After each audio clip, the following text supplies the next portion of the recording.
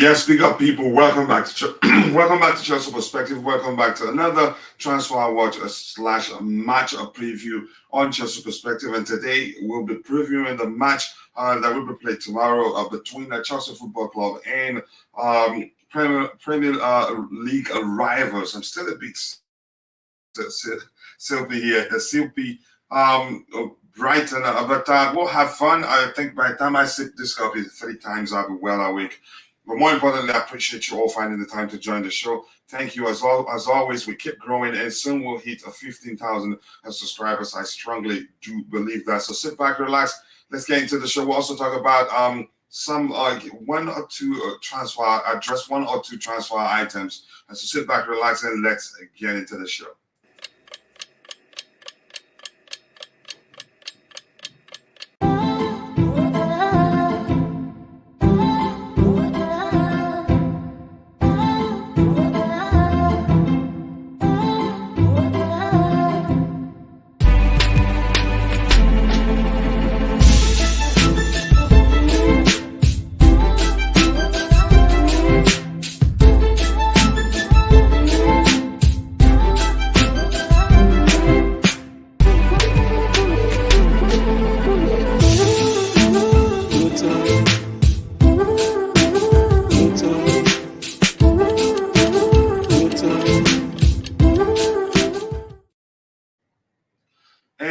Chelsea Ultra, I'm saying that Nightbot deleted your message, and that's because you used all caps. Apologies for that, and this is your first time here.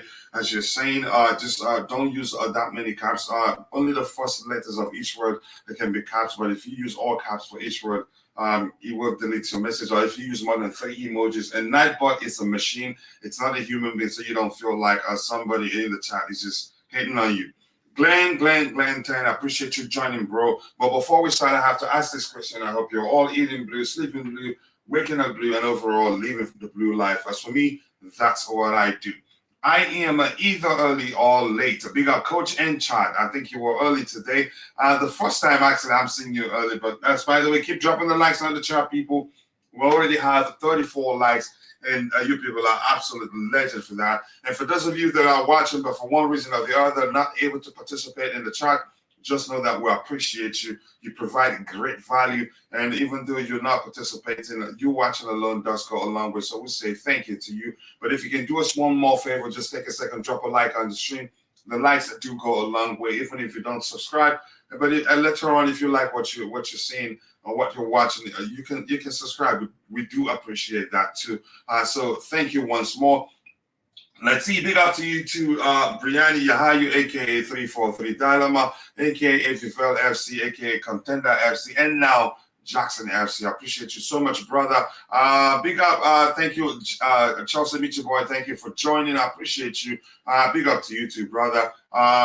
Everyone, a lot of people I keep talking about your project. I know we'll complete it as soon as time allows. I have so much going on right now, but I know you'll have a good channel there. But we will make it work. We'll keep working together, brother. And I appreciate all your support. Good morning, all. Good morning, Thomas. Thomas Bays, I appreciate you, brother. I hope you're doing well. And let's see what we have here. Just saying hello to each other there.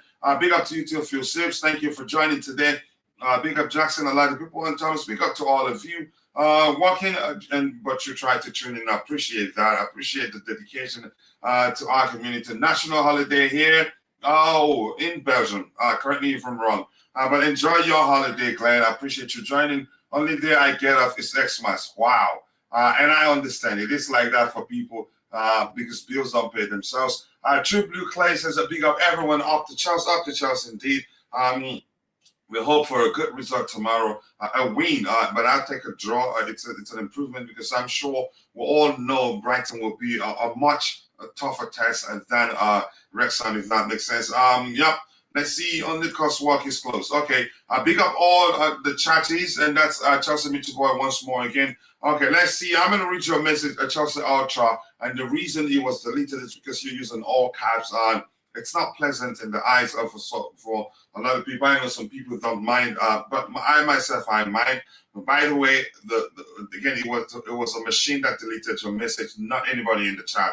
This is good afternoon, all you beautiful blues. This is my first time here. Welcome, feel at home, express yourself. The only thing we ask of you is just to keep it civil. It's as simple as that. Excuse my typing. Oh, sorry to hear that. Medication seriously affects my vision and coordination. Keep the blue flag flying high. Unfortunately, I just do not know how to reset Nightbot to accept all caps. If I'm able to do that, I would do it. But now we understand, as if I knew, I had to undelete the message that the machine deleted. Let's see. It's my first comment, and you should read it before before threatening me. I didn't threaten you. The machine didn't know whether it was your fault or not. It just doesn't accept all caps, and I do not know how to reset it. I hope you understand that. It will detect and hit you hard if you go against the one and given. Yep. Unfortunately, we should have kept Ampadu and sold Chalobah. Ampadu is better than Chalobah. That is your opinion. If you ask some people, they think otherwise. For me, I just think Ampadu is you can say more of a utility player than Chalobah is, but Chalobah is a better defender for me. I'm not too sure where Ampadu belongs really. If that makes sense to you. Chelsea for Brighton 2. I am not a prophet yet. Yes, it will be 4-2 in favor of Chelsea. I believe you. I think there will be goals. Maybe but let's see. Brighton they're a very good side, and they can score, create and score goals. Thank God we didn't go for Lautaro Martinez. He is the Argentine Raheem Sterling. Wow, I think it's way better than Raheem Sterling in my opinion. Chelsea 3, Brighton 0. It will be okay. We'll talk about that in a big up to you too, Chelsea, till I die. I appreciate you joining. And Bobby Smoky Signal, nice to see you, brother. My brother from another mother. I appreciate you.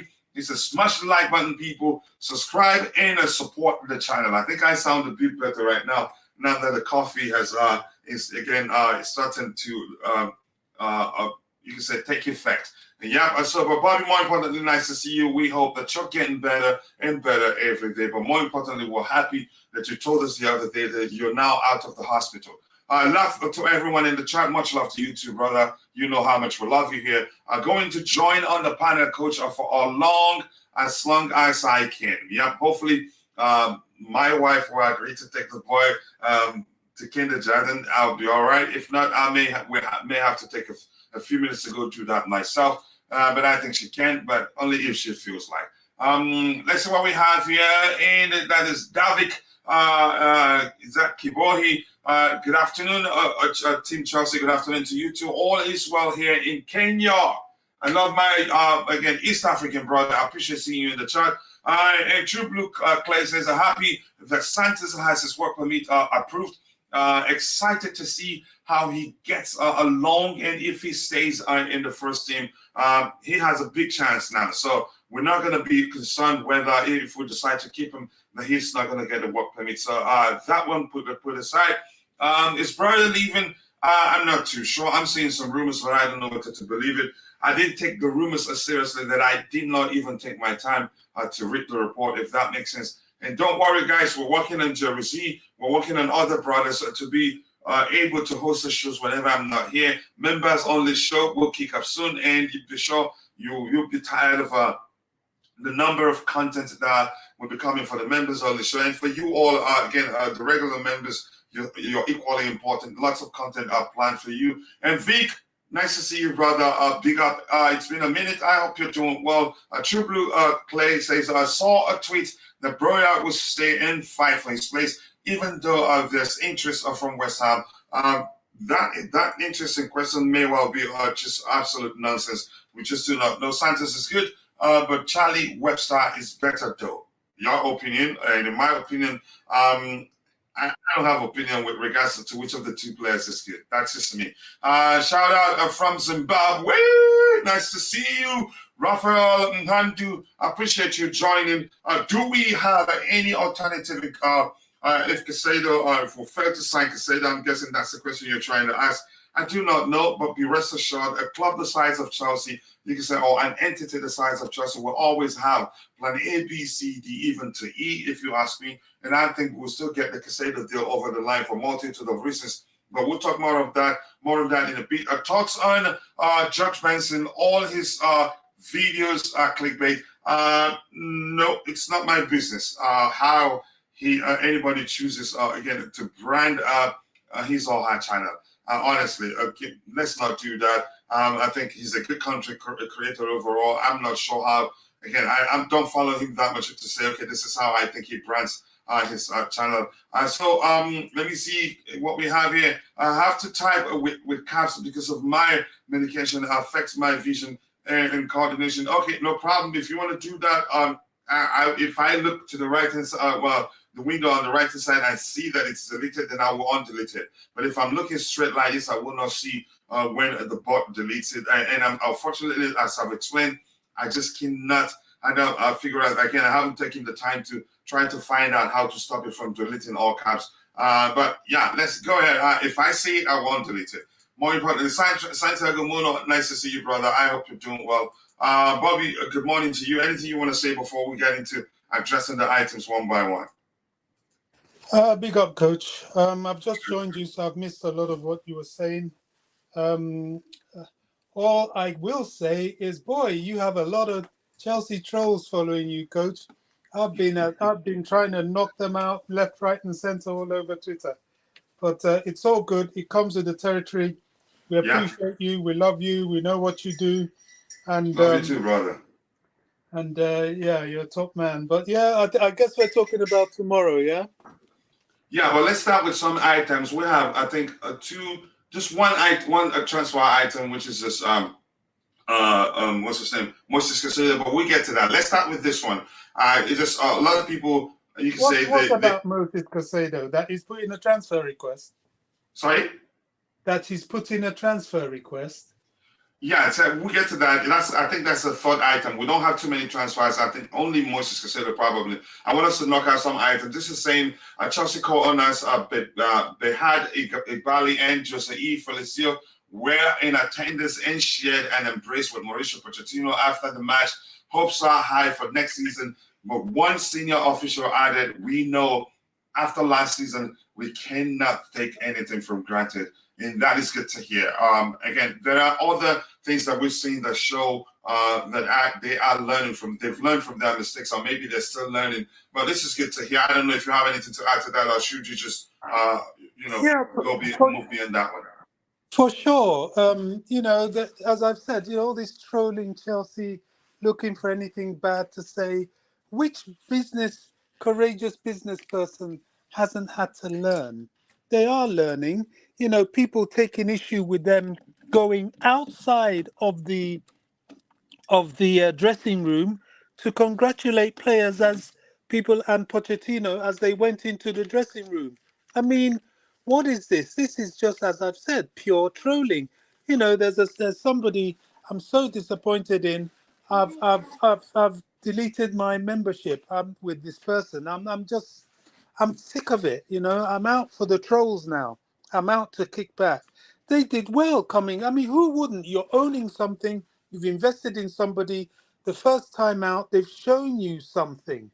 They've shown you a sign that they're on the right track. They know it's not over. They know it's going to your mum. They know it's not over. They know that there's some way to go. But it's a good start, and it's better to have a good start than a bad start. So they congratulated him. They congratulated Nicolas Jackson when they saw him go by. And I think they saw Gabriel and Angelo, whatever, I've forgotten his name. I need to. Angelo Gabriel. What is that? Was Jose, the Jose guy, and Egbali. I mean, what is wrong with that? Why are people taking? I'm happy to see it. I just, I don't get it. But I think those of us in the fan base that are fed up with all this, we should start kicking back against these people that are constantly attacking the club. My message to them is, please go support somebody else. We don't miss you. We don't want you. We're sick of that crap. Go away. Yep, they're not perfect. They're humans, and I'd rather stay with an owner who's made a mistake. So I will never go to again. I get it. I was one of those that say why it was a mistake. Firing Tuchel was a mistake. Leaving Potter too long, but you have to move on beyond that. This is somebody's business. Plus, they're doing their best. Look how much they spend. They spend in the first two transfer windows. What does that show you? They want to do well. Yeah, they might have gone about it the wrong way, but they really want to do well. And the future of this club is bright. We may struggle a bit, but once everything falls into place, I think we will look back and say, yeah, they knew exactly what they were doing from the start. Good afternoon to you too, Marco Agani. Nice to see you. I appreciate you joining the show. It's not Nicolo Rovella. If not Nicola Rovella, then we should go for Martin. I can't even pronounce that last name from Lecce. Yeah, I don't know two players to present a solid argument as to why the club should go for them. Good afternoon. How is work going over there? It's going well, and that's Ekanem Emmanuel Joe. Nice to see you, Ekanem. Glantan says, are people giving you a hard time on Twitter, Coach? I will unleash my army upon them, chase them back under the bridge. No, it hasn't gotten to that yet. I think I've not been tweeting that much because we're doing studio renovation. We're trying to install multiple cameras so that you can see, beyond just my face, side views and all that, and the equipment we're using. And we're getting closer and closer. Probably we'll complete that today. So I haven't even had time, but I'll let you know. But thank you, brother. Much love to you too. Martin is very good. I will check him out. I would just again make a lot of mistakes. Make a lot of mistakes and rely on autocorrect. I like your positive attitude, so I will subscribe. I appreciate you saying that. Like I said, if you continue typing with all caps, I'll try the best I can to look to the right, to the window to the right, and say it and undelete it when the machine deletes it. And my bro, JC, big up, Kachila, how are you? I'm doing well, as you can see. This tweet is dangerous news. The blood pressure seems to be related to the distance between owners and changing room. The closer the distance, higher the blood pressure. I think I'm fine. It was just on the pitch. It wasn't on the dressing. Even if he was in the dressing room, honestly, I'm looking beyond that. Mitchell Boy, that's him, JC saying hello to you too. Hola, Roger. Yes, thank you. ¿Cómo estás? And gracias and bonjour, Roger. Nothing for you. Glenn, thank you for reminding me. Good day, everyone. Good day to you too. Let's see. Anything else to address here, except some people I haven't said hello to. Nangolo Sebastian Tetetea, nice to see you. Blessed day. I appreciate you. I like your name, but hopefully I pronounced it correctly. Fact, Bobby, lots of supporters are. And Harlings, Big Chief, the owners are doing their very best. Simple and short. I like that. Olayemi, I was going to say immediately even before looking at your name, that sounds like what Nigerians like to say. Simple and short. And that's it. Let's see what else we have here. I agree with the man talking. Too many fans that just bash the club. They say they love unnecessarily. Sometimes you can say subjectively, and it doesn't make sense. Sometimes you can say you listen to it and say, where's that take coming from? Really, I like Tuchel, but he was not doing well with young players. I think that's a solid argument, and that's because I don't like the way he treated Lewis Hall after his debut. Big up Kachila, big up DJ, I know you're still in Romania. Roger, and everyone in the chat, I hope you're enjoying your vacation, brother. Always nice to see you. Bobby, this is wrong. Just look at the PSG hierarchy. Football culture and organization is hierarchy. I can't pronounce that well. In not a flat society like in Scandinavia, Baltic, owners' intervention changes dynamics of authority. But that's not the argument here. They usually during preseason owners can go there. We're assuming that's the case right now. So why take it and run with it and start again? You can say referencing the rumors that came out that they were visited the dressing room at first half. After first half, even as we were losing to one of the teams I can't remember right now. This is absolutely a no-go area, but we're not going there right now.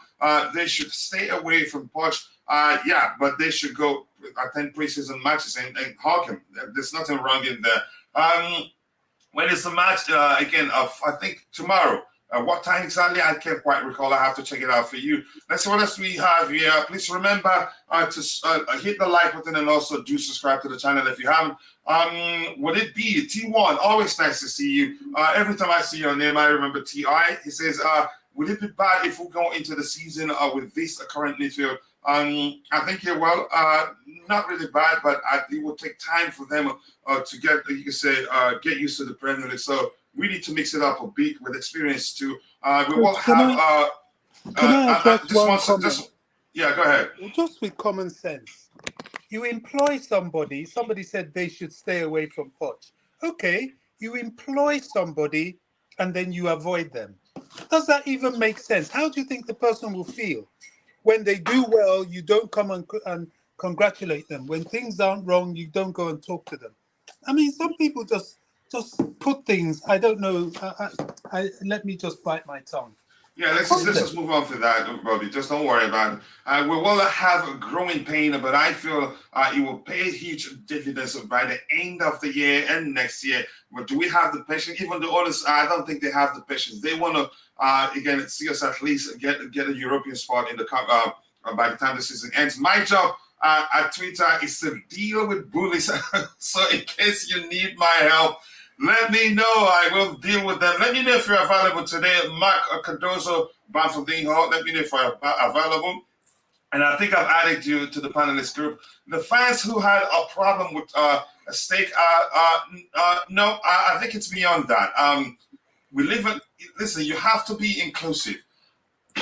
Stake would have created a lot of problems in terms of because of the beliefs of the mix of players we have. Let me just leave it at that. And beyond that, I think somebody, Constantine Dante, educated us that the owner of Stake, he has lots of issues as an individual. So those things do count. So you have to be as inclusive as possible. Hello, I'm watching from Juba, South Sudan. It's really appreciating to keep us updated. Okay.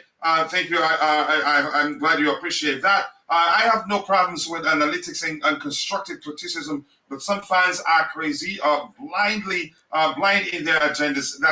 You can say, yeah, that's the way. That's a delicious comment actually. So I like this particular comment there. Fans that bash the club are the ones who support Chelsea and two other clubs are new supporter of the club. Here's the thing: you have every right to critique the owner, but once it goes to an extent of calling them names and again saying all sorts of things without being objective, it just doesn't make any sort of sense. Big up, coach. Big up to you too. Hoping to see Jackson in the number 9, Nkunku in the 10 against Brighton. That may well happen. Chelsea should win 100%. UK time, the match against Brighton is 2 a.m., which means it should be around 4 p.m. my time, or actually 5 p.m. my time. Is this Sunday or Saturday? It's not 12 a.m. It's midnight in the UK. 12 a.m. UK. Okay, yeah, but Yeah, is it Saturday or Sunday? Saturday tomorrow. It's Saturday It's tomorrow. tomorrow. Yeah, so okay, thank you, and I'm sure you're not here with the boss, Rodrigo. No. Just quickly, let me hear out JC here. If any player has any slightest hope that having good friendship with owners will improve his standing, that hope is already a problem. Okay, Poch should have absolute authority. We're not communication. We did not actually go up to the extent of talking about again the relationship with the owners. It's just the owners visited the trend, hugged them after the game. And then some people took it and ran with it. To me, that's an issue.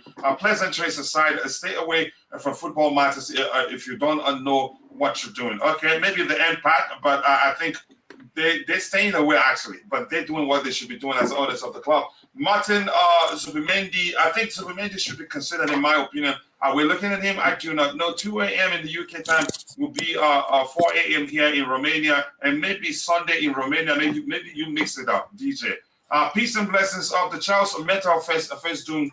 Nice to see you. I thought Casadei showed every bit of why I hyped him so much before we even got him. This kid is being slept on. He is special. I'm not sure he's been slept on. He played 90 minutes, which means, again, Pochettino really wants to take a good look at him. Roger, I'm going to come to you straight away. I want us to knock this out, talk about the Caicedo situation before we try and knock out the predicted lineup exercise. So, Roger, you go ahead. You want to add anything to this, or should I just move on? People's complaints about the owner hogging Pochettino after the game. Hello, gentlemen. How is everyone? Pleasure as always. I think it's much to do about nothing. It's inconsequential. It's irrelevant. listen, they're the owners of a team, of a franchise, however you want to term it, and they're entitled to, in my opinion, go into a locker room, go into a facility, whether it's Cobham or anywhere, that they have the right, as do any of the board members, because they own it. Let's be honest. It's like if you own a business, what, you can't enter it unless you don't have security clearance. There's no reason for you not to be able to go and talk with the people that you have hired. It's that simple. It's much to do about nothing. It's just I don't know what to tell you. It's so petty. It's not even worth discussing. So Bobrigo, sorry, I haven't forgotten your name is Bobrigo. You have anything to add to that one? No. I think Roger just said it all. It's a non-story. Yeah, it's much to do about nothing, really. Exactly. Yeah, it's like on a business, and then they're telling you can't go into the staff changing room. You imagine you own a shop, and you've employed people. There's a staff changing room, and then they're telling you can't go in there. Why? Yeah, I get it. And if they overdo it, Poch is there. I'm sure he'd be able to deal with it himself. Coach, we should be fine with pleasantries. Yeah, some people aren't. That's why we're talking about this right now. Some people took it and ran with it, and surprisingly, I think you may well know who that is. And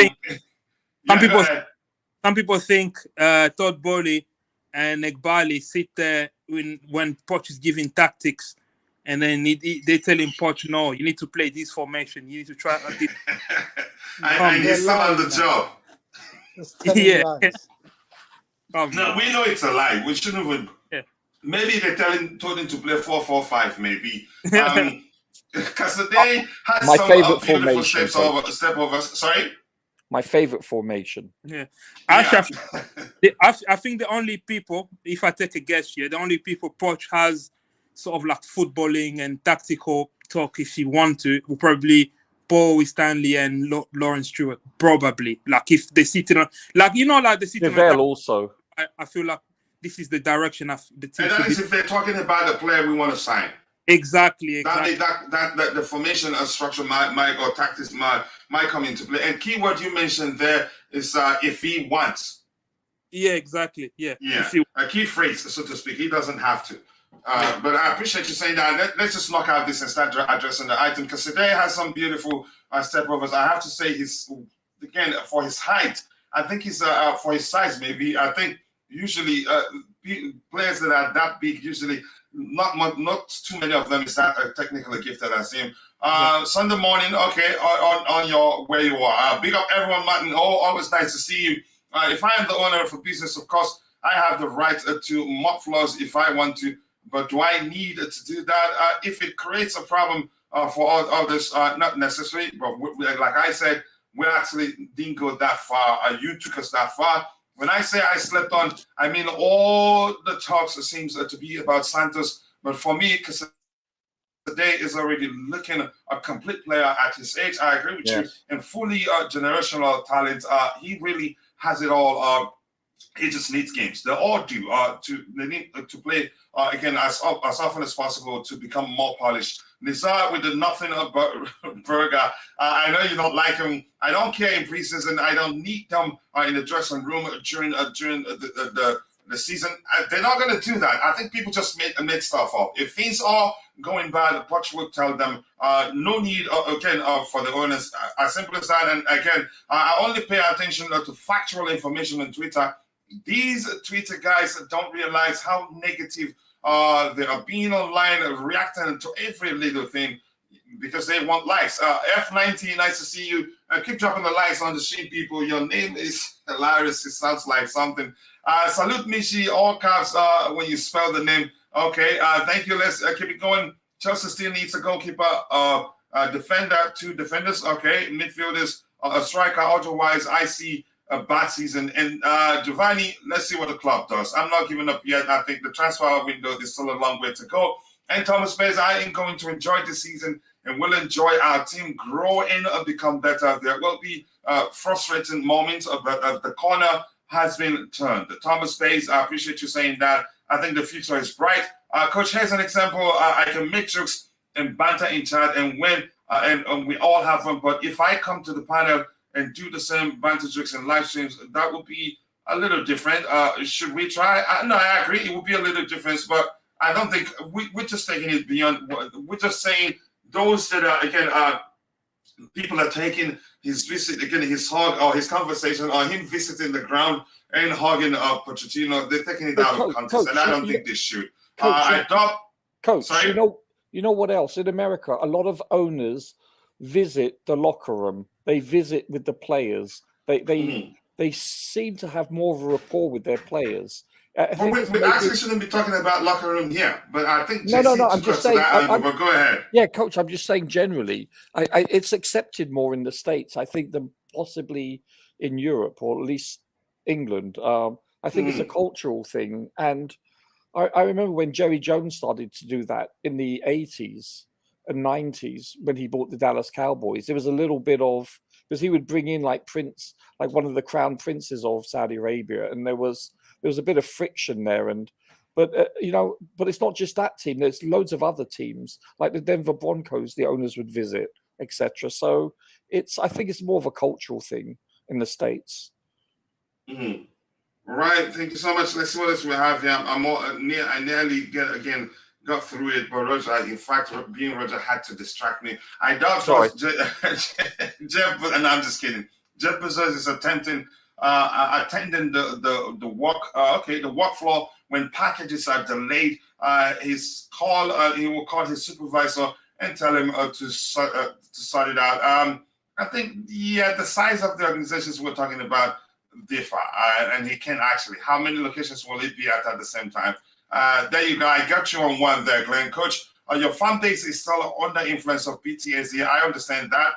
Any sight of smoke is weaponized and panic kicks in. Only time will heal trenches of last year. I agree with you. Angelo or Nani? I'm not going to choose. Angelo plays on the flanks. Nani plays essentially. That is just my opinion. The youth, at least from what I've seen from Angelo, where he played for us on that day, the youth are nice a touch.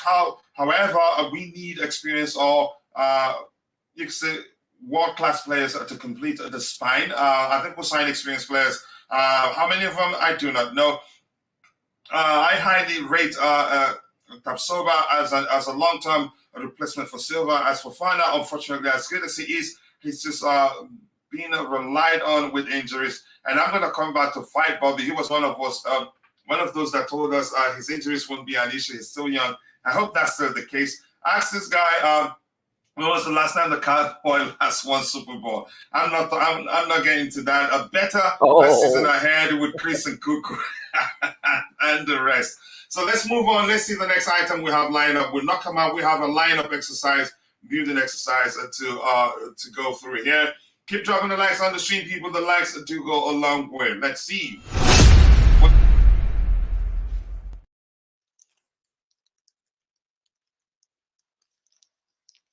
We move on to the next one. This one says Mauricio Pochettino is impressed by Andre Santos and is increasingly considering keeping him at the club next season. Chelsea executives have high hopes for Santos and believe he's ready. However, the final decision rests with Pochettino, who wants to look at a host of his young stars before deciding whether or not they are ready for Chelsea first team, which leads to our argument the other day.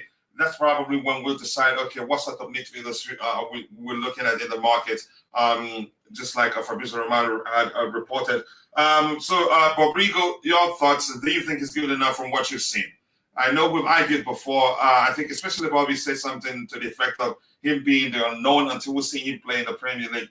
And that single game isn't enough. I know a lot of people, again, that game is enough. They've seen enough in a single game to say, well, I think this guy should stay.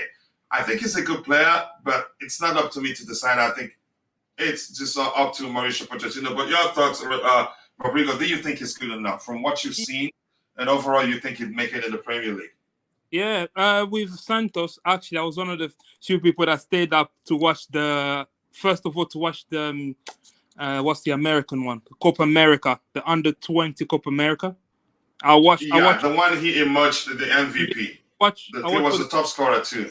Yeah, it was free on YouTube, so I used to stay up and watch those games. And I also watched the Under-20 World Cup and the friendly against Morocco when he played for Brazil. So I've actually watched a handful of games.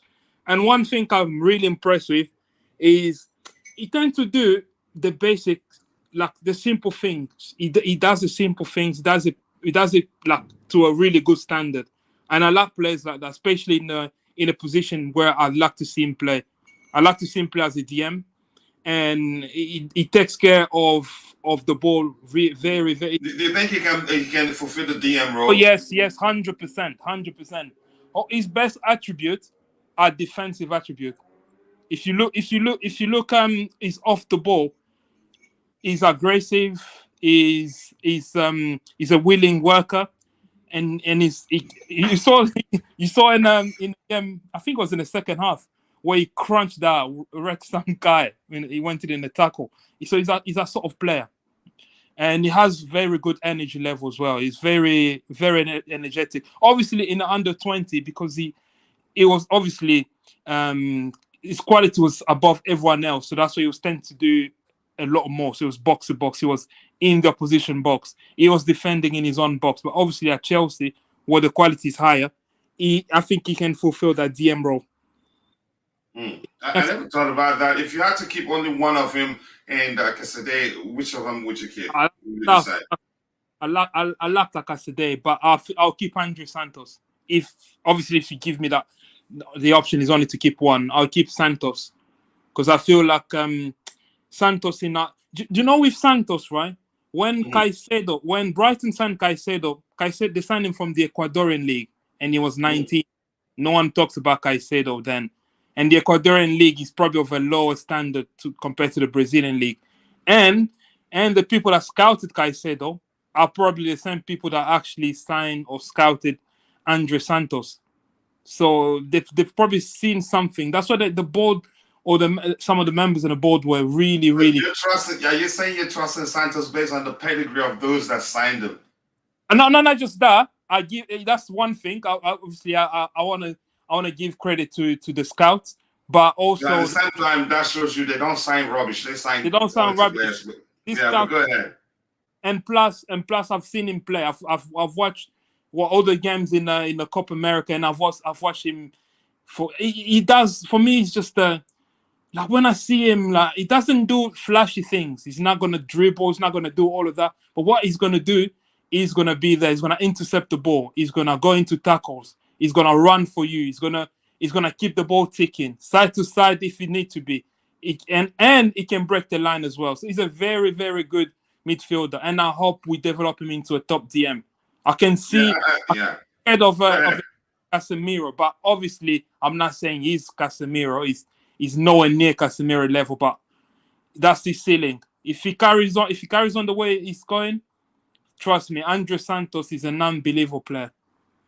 Yeah, I want to say everything you explained. I want to say he keeps it Mikel simple.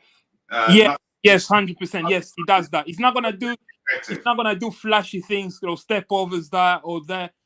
Maybe once in a while, I'll run with the ball, but only when it's necessary. Most of the time, what he's gonna do is gonna receive the ball, pick the ball from the center back, distribute it instantly. One touch, give it to the more creative people. And if he spot danger, he'll go in, tackle, win the ball back for you. So he's that type of player. You need him, and I think if we keep him, develop him, he'll be a top DM. I really have high expectation for Santos. I hope he stays. And this is Mitchell Boy, and respect to Mitchell Boy. Mitchell, when you get a chance, please do share the link to your channel so I can talk about it and people can go check it out. But at the moment, you can just click on the 3 dots to his name, go subscribe there, and look at Roger making us feel bad. Roger took time to go, be on Mitchell Boy's panel. We didn't know about it. Now we look like bad people, and Mitchell had to come thank you in public.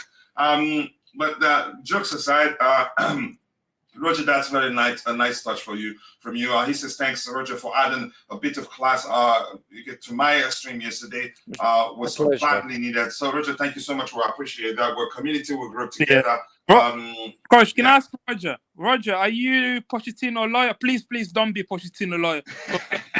Please. You don't know his new role. You're rusty. I'm very superstitious. Please, Roger. No, Roger is the chairman of the Goalkeepers Union.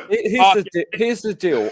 Honestly, I believe that a coach or a manager, however you want to term their job title, should be given enough time and a fair chance to succeed. I really believe that. As I said last year, I believe for the most part, managers and coaches are that basically what the culture of the game today is like. You, especially for Chelsea, especially so, you have to win immediately, and you know that's not always the case. You know, a lot of managers that succeeded in the past wouldn't succeed today because of that.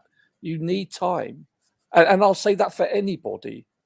You know, I think Rodrigo knows that. He's just, he's just joking anyway. He knows that. He knows how much you protect managers, and from that perspective, the shows would not have been as interested as they were, as the turnout turned out to be. If you weren't coming from, you could say, the foreign perspective, it makes us think deeper than just look at things on the surface and move on. So in November. I know Chelsea are bigger than Amazon. You could say that. Okay, no worries. Big up Akishon, the New York guy, my New York bro, whichever one you prefer. I'm ready to say I appreciate you finding the time to join the show. Our left wing are fire in Angelo, Noni, and Diego. Who should start? Right wing, it means. Right wing. Yeah, since if you go left wing, none of those guys play on the left. I'd say at this point, from what I've seen, wow. I'm gonna say I know Nani better than all those two at the moment. I need to see more of Angela. Angela is the closest. Diego still. I need to see more of him. So it's unfair really to do that right now. I really hope he keeps Santos, Jackson, and Casadei. Maybe even Maatsen. I think Maatsen stays. That's my opinion. If one of the left backs is shipped out. Where he was deployed in that friendly, if he plays that there again, then he stays, and none of the left backs will leave. That is just my opinion. Keep dropping the likes on the stream, people. The likes to go along. We're 91 likes. Let's get it to 100 and shoot for more. Santos sustain. Okay, Rodrigo said he didn't rate Santos before, but he's seen enough. Yeah. Did you say you didn't? But yeah, I know you said before you're not too sure. You have to see him more. You didn't say you didn't rate him.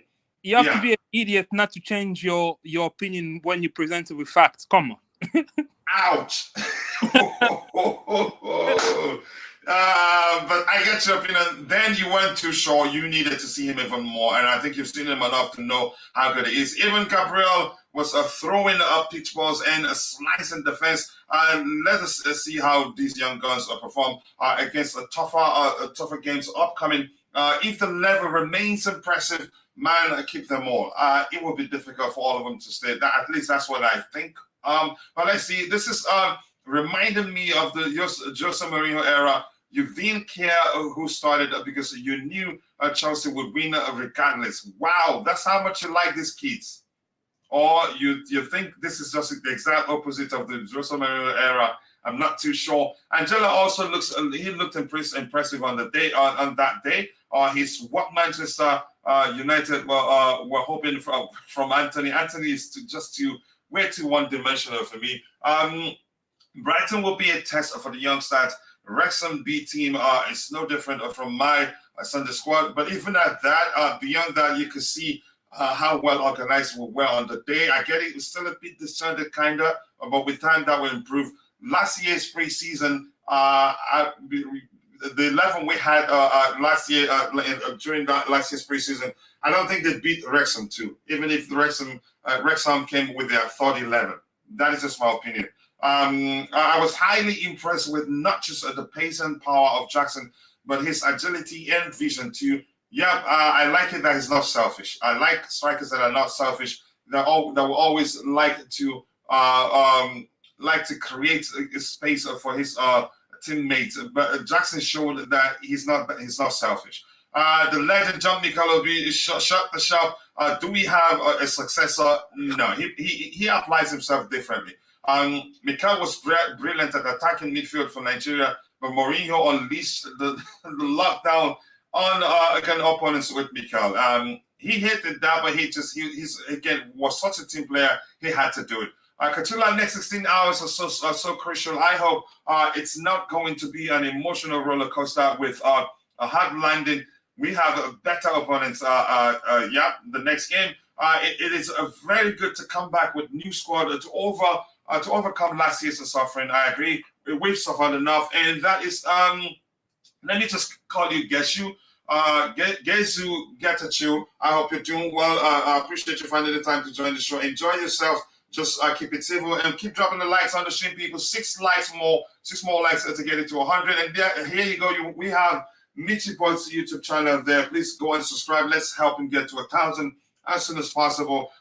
We can help him make that happen. If the Caicedo deal fails, okay, Chelsea might put a trust on Santos. I believe if Santos does 2 seasons in EPL, we are sorted in DM role for years. Okay. After all, Caicedo has only done 2 seasons of top flight football. That's a solid argument, but I don't think him staying depends on whether we sign Caicedo or not. What's Rodrigo's thoughts on Angelo?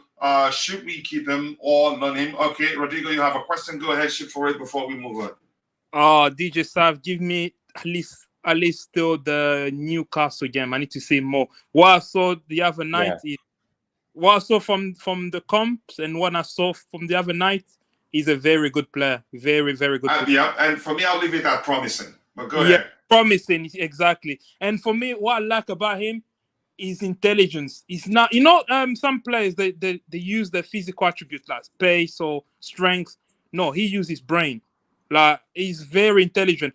Plus, there's few things that obviously you can fix in his game. That's how I'm going to present my argument next time. There's few things that maybe can improve. Like, there were times where he drifted too much in, and because we didn't have an overlapping wing back or right back, so there was a lot of space on. Instead of stretching, the pitch was coming in a lot. But again, he's an unbelievable player. He reminds me of. But to me, like I said, I will leave it at promising. But go ahead if you were still talking. Promising. That's it. We'll leave it as promising. We need to see him maybe against Brighton, and then we got Newcastle, maybe Fulham. At the Fulham preseason, then we can come and maybe make a judgment on. Honestly, can I just say, to make an informed decision, they are all new players with a new coaching staff, and so they haven't gelled yet. And so I would say it takes 5 to 10 games to see how they fit in to what system, etc., to really make an informed decision. I think it's so early and premature because I mean, there's going to be also a lack of consistency in all aspects of the game. We won't really know until I think. But Roger, you got 10 games to decide whether to keep him or loan him. No, I understand, but I'm just saying to make an informed decision. Does that make sense? Obviously, when you're a coaching staff, you're looking at them for many hours a day on the practice field, so that's a little bit different. Do you understand? That's why the coaches have that advantage. We don't get to see them practice or coach, and do drills, etc. So, but I still think that they probably believe, the coaching staff, that some of the decisions they're going to make in the next upcoming weeks are probably not enough. They're going to have to make a rather compact decision. Roger, while you're still there, just let me ask you this question. Because the current topic is Andre Santos. Do you need to see more, or have you seen enough? From Santos, did you say?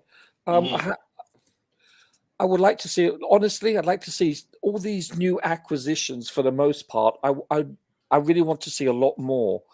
And that also includes, and I say this really with a lot of respect, superior opposition. Does that make sense? And also when you're playing preseason, the mindset, the pace, and listen, we played in North Carolina That is a very humid place.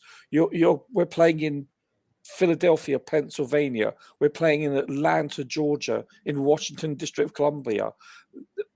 You will never play in those conditions. Philly has a better weather. And Philly is still humid. Are you kidding me? I've been there. Maybe no. Usually, I'm saying about right now it should be humid, but it's still better than all the places you mentioned. No doubt. But it's still sticky as anything. And let's put it this way: United Kingdom doesn't even compare to that with regards to humidity and high temperatures. So you have to bring that into the equation also, because it's going to sap them. I know they're very young, a lot of them, but these conditions are not the norm. So there's many variables that go into, calculating or determining how a team / player plays. And I think it's really hard unless you see them for many hours a day in normal conditions, etc. And then, when you play a regular season game compared to a preseason, the intensity level, you can't duplicate that. So he may look, or she, depending on the league, may look very different in preseason as opposed to regular season. So there's many different attributes that you can decide on. Your argument, you need to see him more. Yeah, I really do. It sounds like a cop-out, but it's the honest truth. Like after a year or so, or several months of watching people, then you understand what their tendencies are, what their, shall we say, deficiencies are, and where they excel. You get to understand a player or certain players in certain formations, etc. From the little that I've seen, because when you look at a YouTube video with a amalgamation of clips, that's so misleading. You have to see only clips of where he's doing well, not clips of where he's doing exactly bad. Their errors, exactly. And that's, you have to watch the games. And I honestly haven't. I've watched a few of Santos's games, but not enough. And when you play internationally, especially when it's underage, it's not the senior team, it's even more different. The only good thing is that what I have seen of him is for his age group, he's a man amongst boys. And the same with Casadei also. These are the two things that stick out. They kind of remind me of Carney Chukwuemeka also, because Carney stood out to me also the last couple of years. These are the things that they all have in common. For their very youthful age, they are basically head and shoulders above their peers, shall we say. Yeah, I agree with you. Again, they play, you can say, they look way mature beyond their ages, both of them, Casadei, Santos, all the kids we have. But let me go to Bobby. Your thoughts, Bobby. Have you seen enough, or do you need to see more? I 100% agree with Roger. Surprise. So we all agree today. However, wow. wait, I still have a point to make with it. However, with every player, every new player in any club, there's always that element of risk. The advantage with these youngsters is that they wouldn't even be at Chelsea if the scouting team hadn't had a look at them over a sustained period of time. Of course. And let's add the word, a sustained period, you can say thorough look. Sorry, go ahead. If a scouting team hasn't had a look at them for a sustained period of time, we all know this. So that is one risk, tick. We're doing a risk assessment of all these players, and what we choose is that which will bring the greatest probability to fulfill their potential at a minimal risk of not fulfilling their potential. There are established players that even play in the Premier League that go to other clubs and fail. So there's always that risk. Yeah. And after having done our due diligence, if you like, and brought these players in, it then becomes a little assessment, their temperament, how they behave within the team as it stands, because their temperament will be part of the risk assessment done on them before the purchase. But you never know a player till you know a player. And you never know how he plays in the league until he plays in the league. So we've minimized everything to that point. And my feeling, it's just my feeling, with all these youngsters, if they perform well in pre-seasons, certainly to the level in which they performed against Wrexham against all comers, all other opposition, then I would say there is probably enough to give, I would say, about 90% of them an opportunity with the first team. That's just my opinion. And I'm sure the coaches who are watching them day in, day out may not be too far off from that. Yeah, thank you so much, Bobby, for that. And Rodrigo, just quickly, I'm going to take this question, and what I'll do next is try to catch up with everything we have in the chat. So we'll move on to the next item. We'll have to get the lineup prediction exercise done. This is Rodrigo. What's your view on Melo? So our guy Reece has a fight on his hand. I think I knew that before time.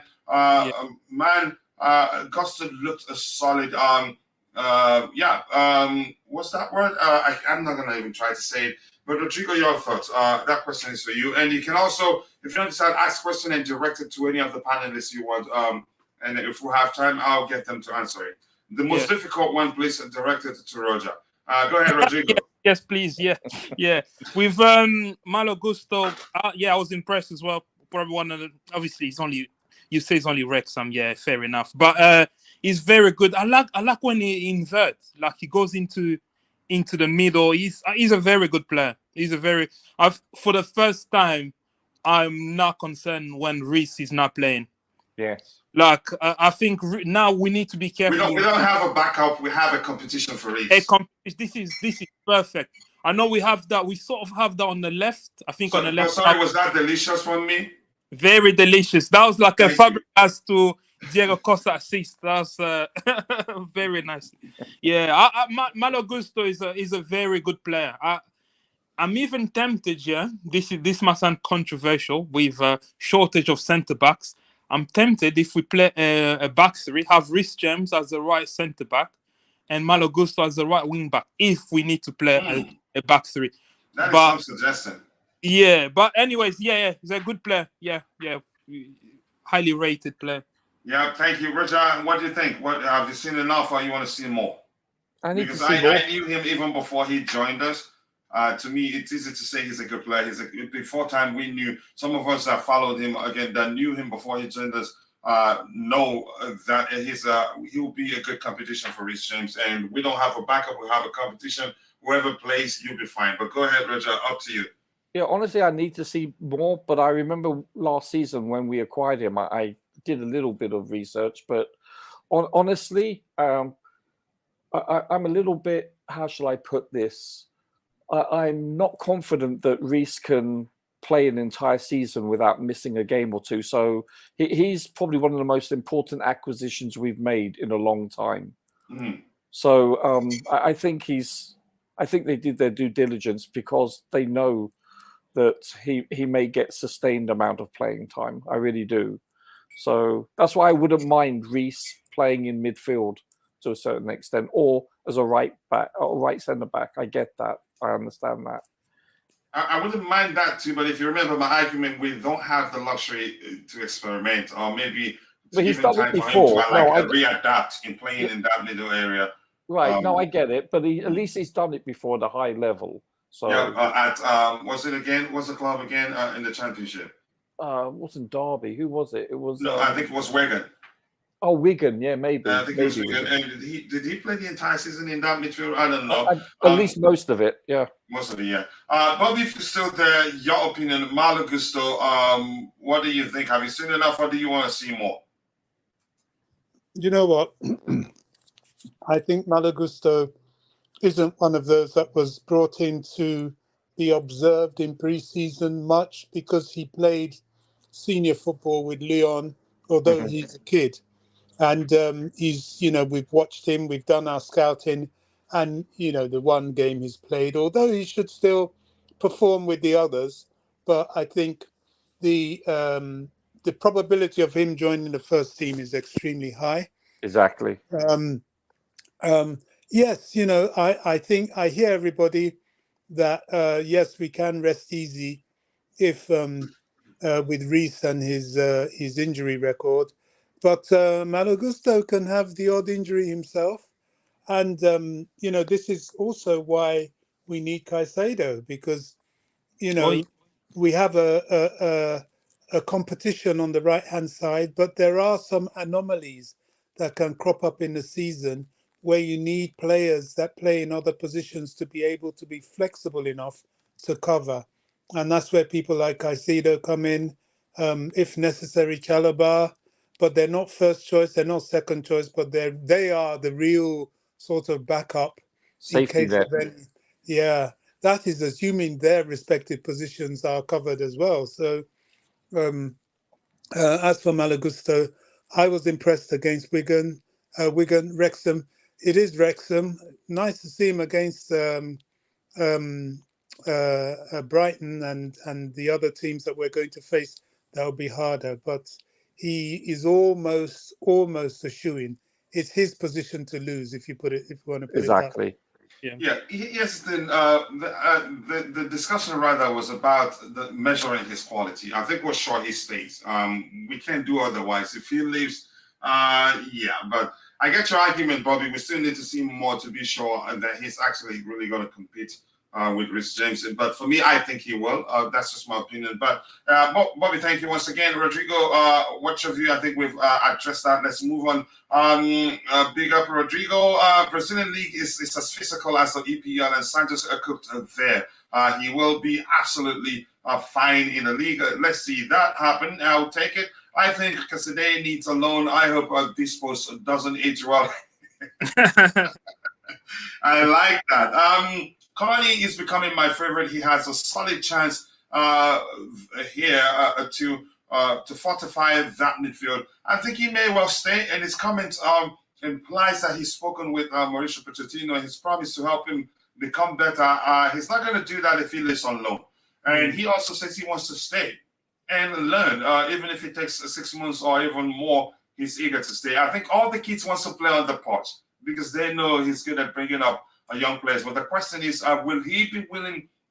Will he be willing to do that at Chelsea? He'd be looking to win, to measure up the standards of Chelsea. Chelsea isn't, we're not Tottenham or what's it called, the other club that got relegated. We're not Tottenham, and we're not. Sorry, Southampton. And we're not Southampton, where you say he has to make do with what's available to him. At Chelsea, he has to win.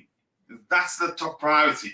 And if it means if a player is available and the club can afford it, he'd say go for that player rather than start working on a young player to improve. He doesn't have that luxury of you could say having too many young players, crop of young players. He has to mix it up to win something, if that makes sense. So I think his mentality changes at Chelsea, and the way he speaks, you could sense that too. There will be space for young players. But there will not be too many young players. Santos is ready for sure. Okay, Thomas Oposo has been blacklisted as it's about to be deleted by night. But yeah, go ahead. Coach, the whole team is young players. Too many young players.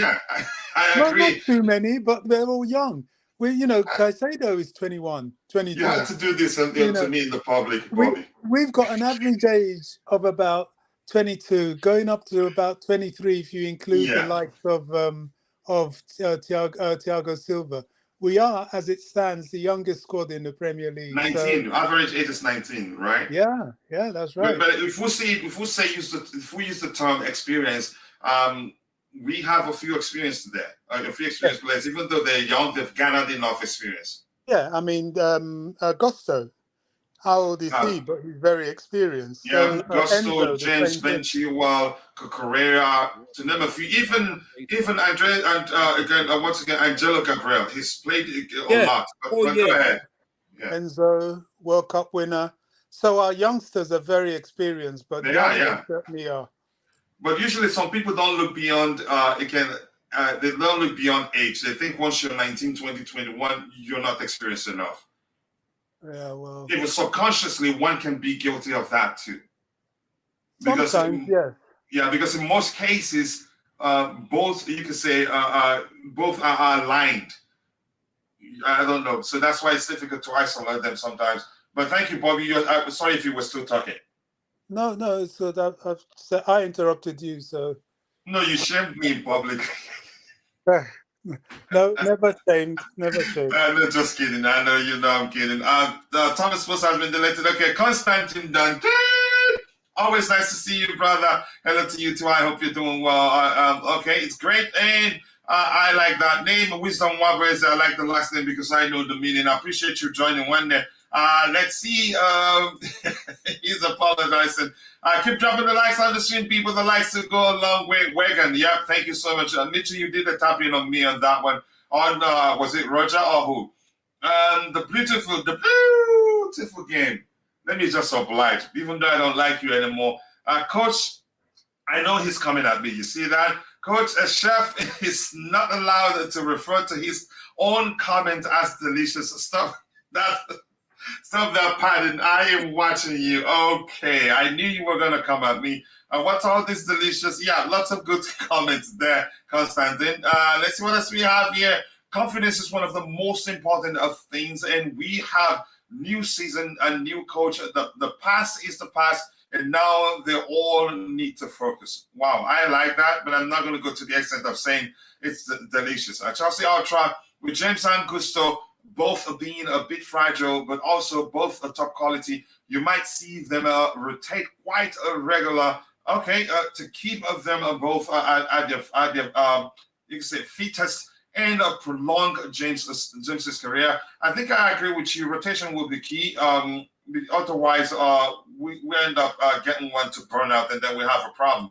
But the Sheila's there, and Santiago, I think I said hello to you. I believe they said our average age is 20. Is it 18 or 19? 21. I'm not sure. Roger, you must know that. That's a difficult one.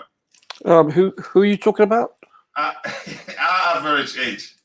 19. Oh, average age is 24.08 years. Based on you said 19. I saw something that said 19. No, that was the starting. No, starting age. Yeah, of the other game. Oh, okay. All right. Oh, the starting age, not the average age. Okay. Thank you so much for that.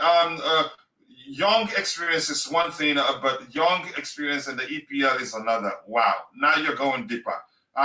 Coach, here's an uncomfortable question for you and panelists. The average starting age of 19 of the team was between 19 and 20. That is a kids territory or grandkids. How old is Pochettino? 50? I'm not too sure. Is it 50 already? I think so. He's in his 50s. So most of those 50s, even if it's in its 50. Go ahead. Some of those players will call him granddad. Do you think?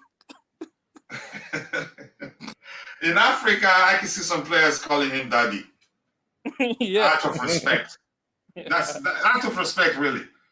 Even players calling him that name. For instance, Essien used to call Mourinho daddy.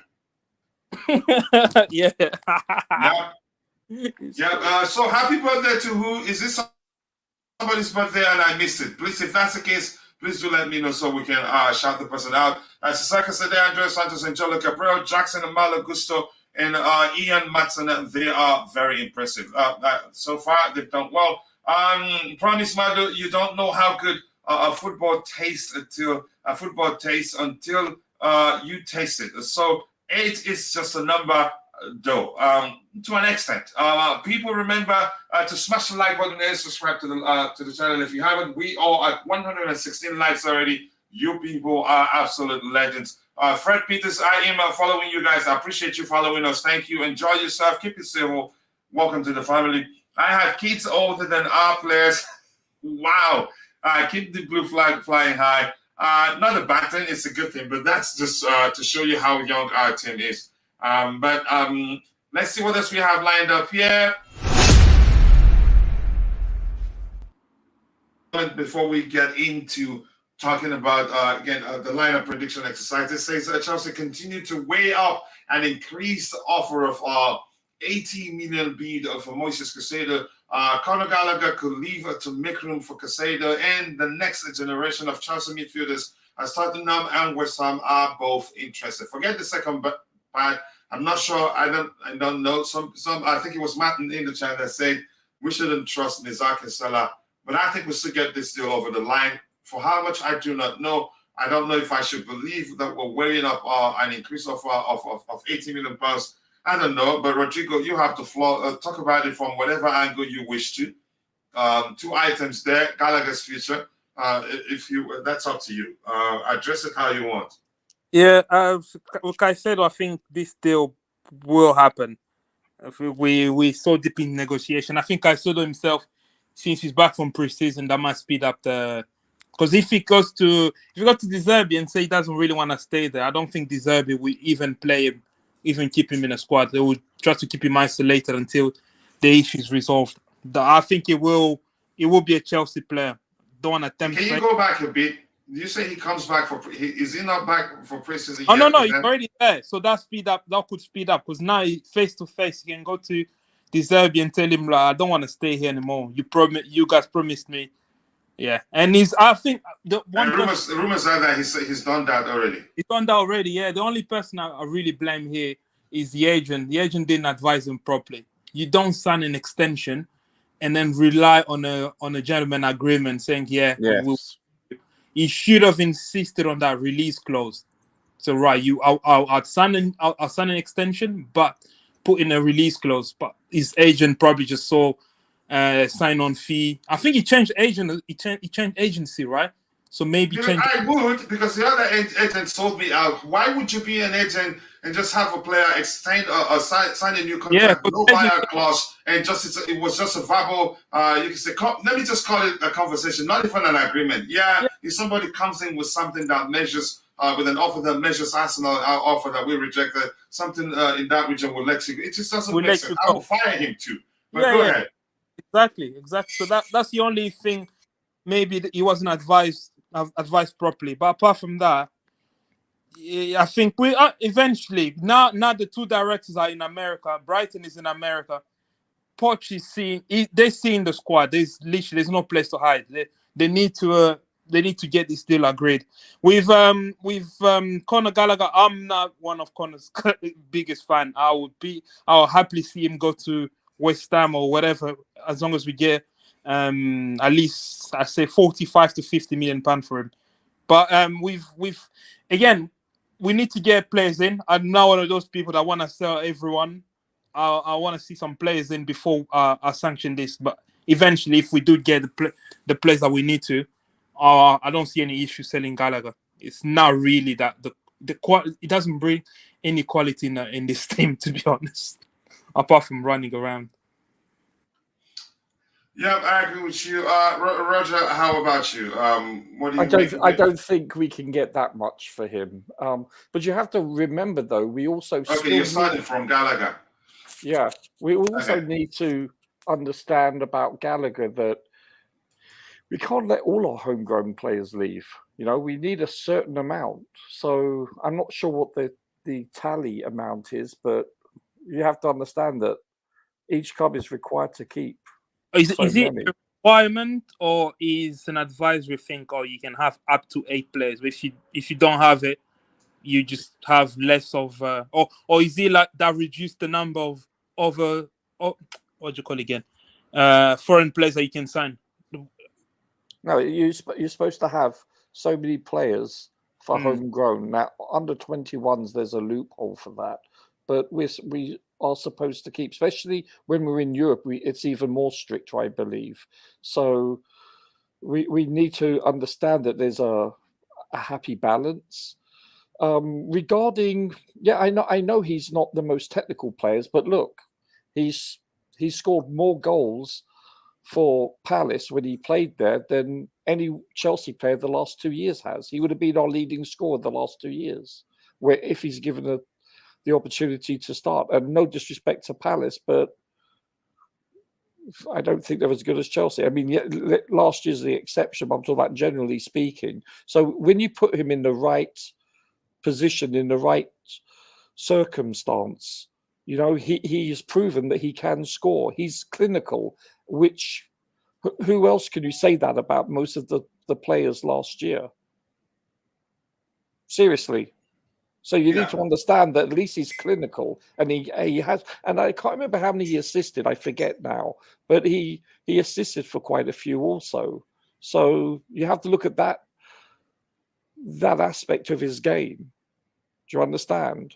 I mean, listen, you look at Kante, and Kante is a world-class defensive midfielder, box to box. He's a tackling machine, but he's certainly not clinical. So he has attributes that are positive, that overcome his, shall we say, deficiencies. Does that make sense? Yeah, it does. You have any takes, any 2 cents on the Caicedo case? Yeah, I totally agree. I think it's a foregone conclusion this will happen. And I totally agree with my learned colleague over here. It was given very poor advice to have an extension without a buyout clause. That's nonsensical. That's a really, wow. He just shot himself in the foot, basically, for that. This deal could have been done many moons ago had there been a buyout clause for, let's say, 70 or 80. It's that simple. This would have negated any negotiation. So I think 99.9% he's going to be a Chelsea player. We just have to be patient. And, Brighton seem to be, they're playing hardball, and they really are. I mean, as I said earlier this week, Coach, it's not like they bought him for 40 or 50 million and they're trying to make 20, 30 million off him. They bought him for £4 million. This is obscenely, shall we say, I wouldn't say greedy. I think that's a wrong term, but they're excessively I think the ROI, the return on investment, is significant enough that, yes, I understand they have a responsibility to the organization to get the most, but not to this extent when you've purchased someone for 4 million. So listen, they really are playing hardball, and I don't ever want to see us do business for the foreseeable future with Brighton again. They've really soured my impression of them, to be honest with you. I think they've gone well and above over the what is deemed fair, in my opinion, to a certain extent. Yeah, I try not to take it personal. No, I'm not taking it personal, but I'm just saying. I try not to, but unfortunately, I'm eventually doing that. I think it's excessive, Coach. I think it's excessive.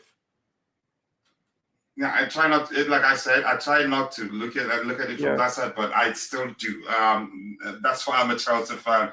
But that's, by the way, Uncle Vinny. Nice to see you. Appreciate you joining the show. Feel free, feel at home, express yourself, but just keep it civil. Bobby, your thoughts before we go into the lineup, predicted lineup exercise.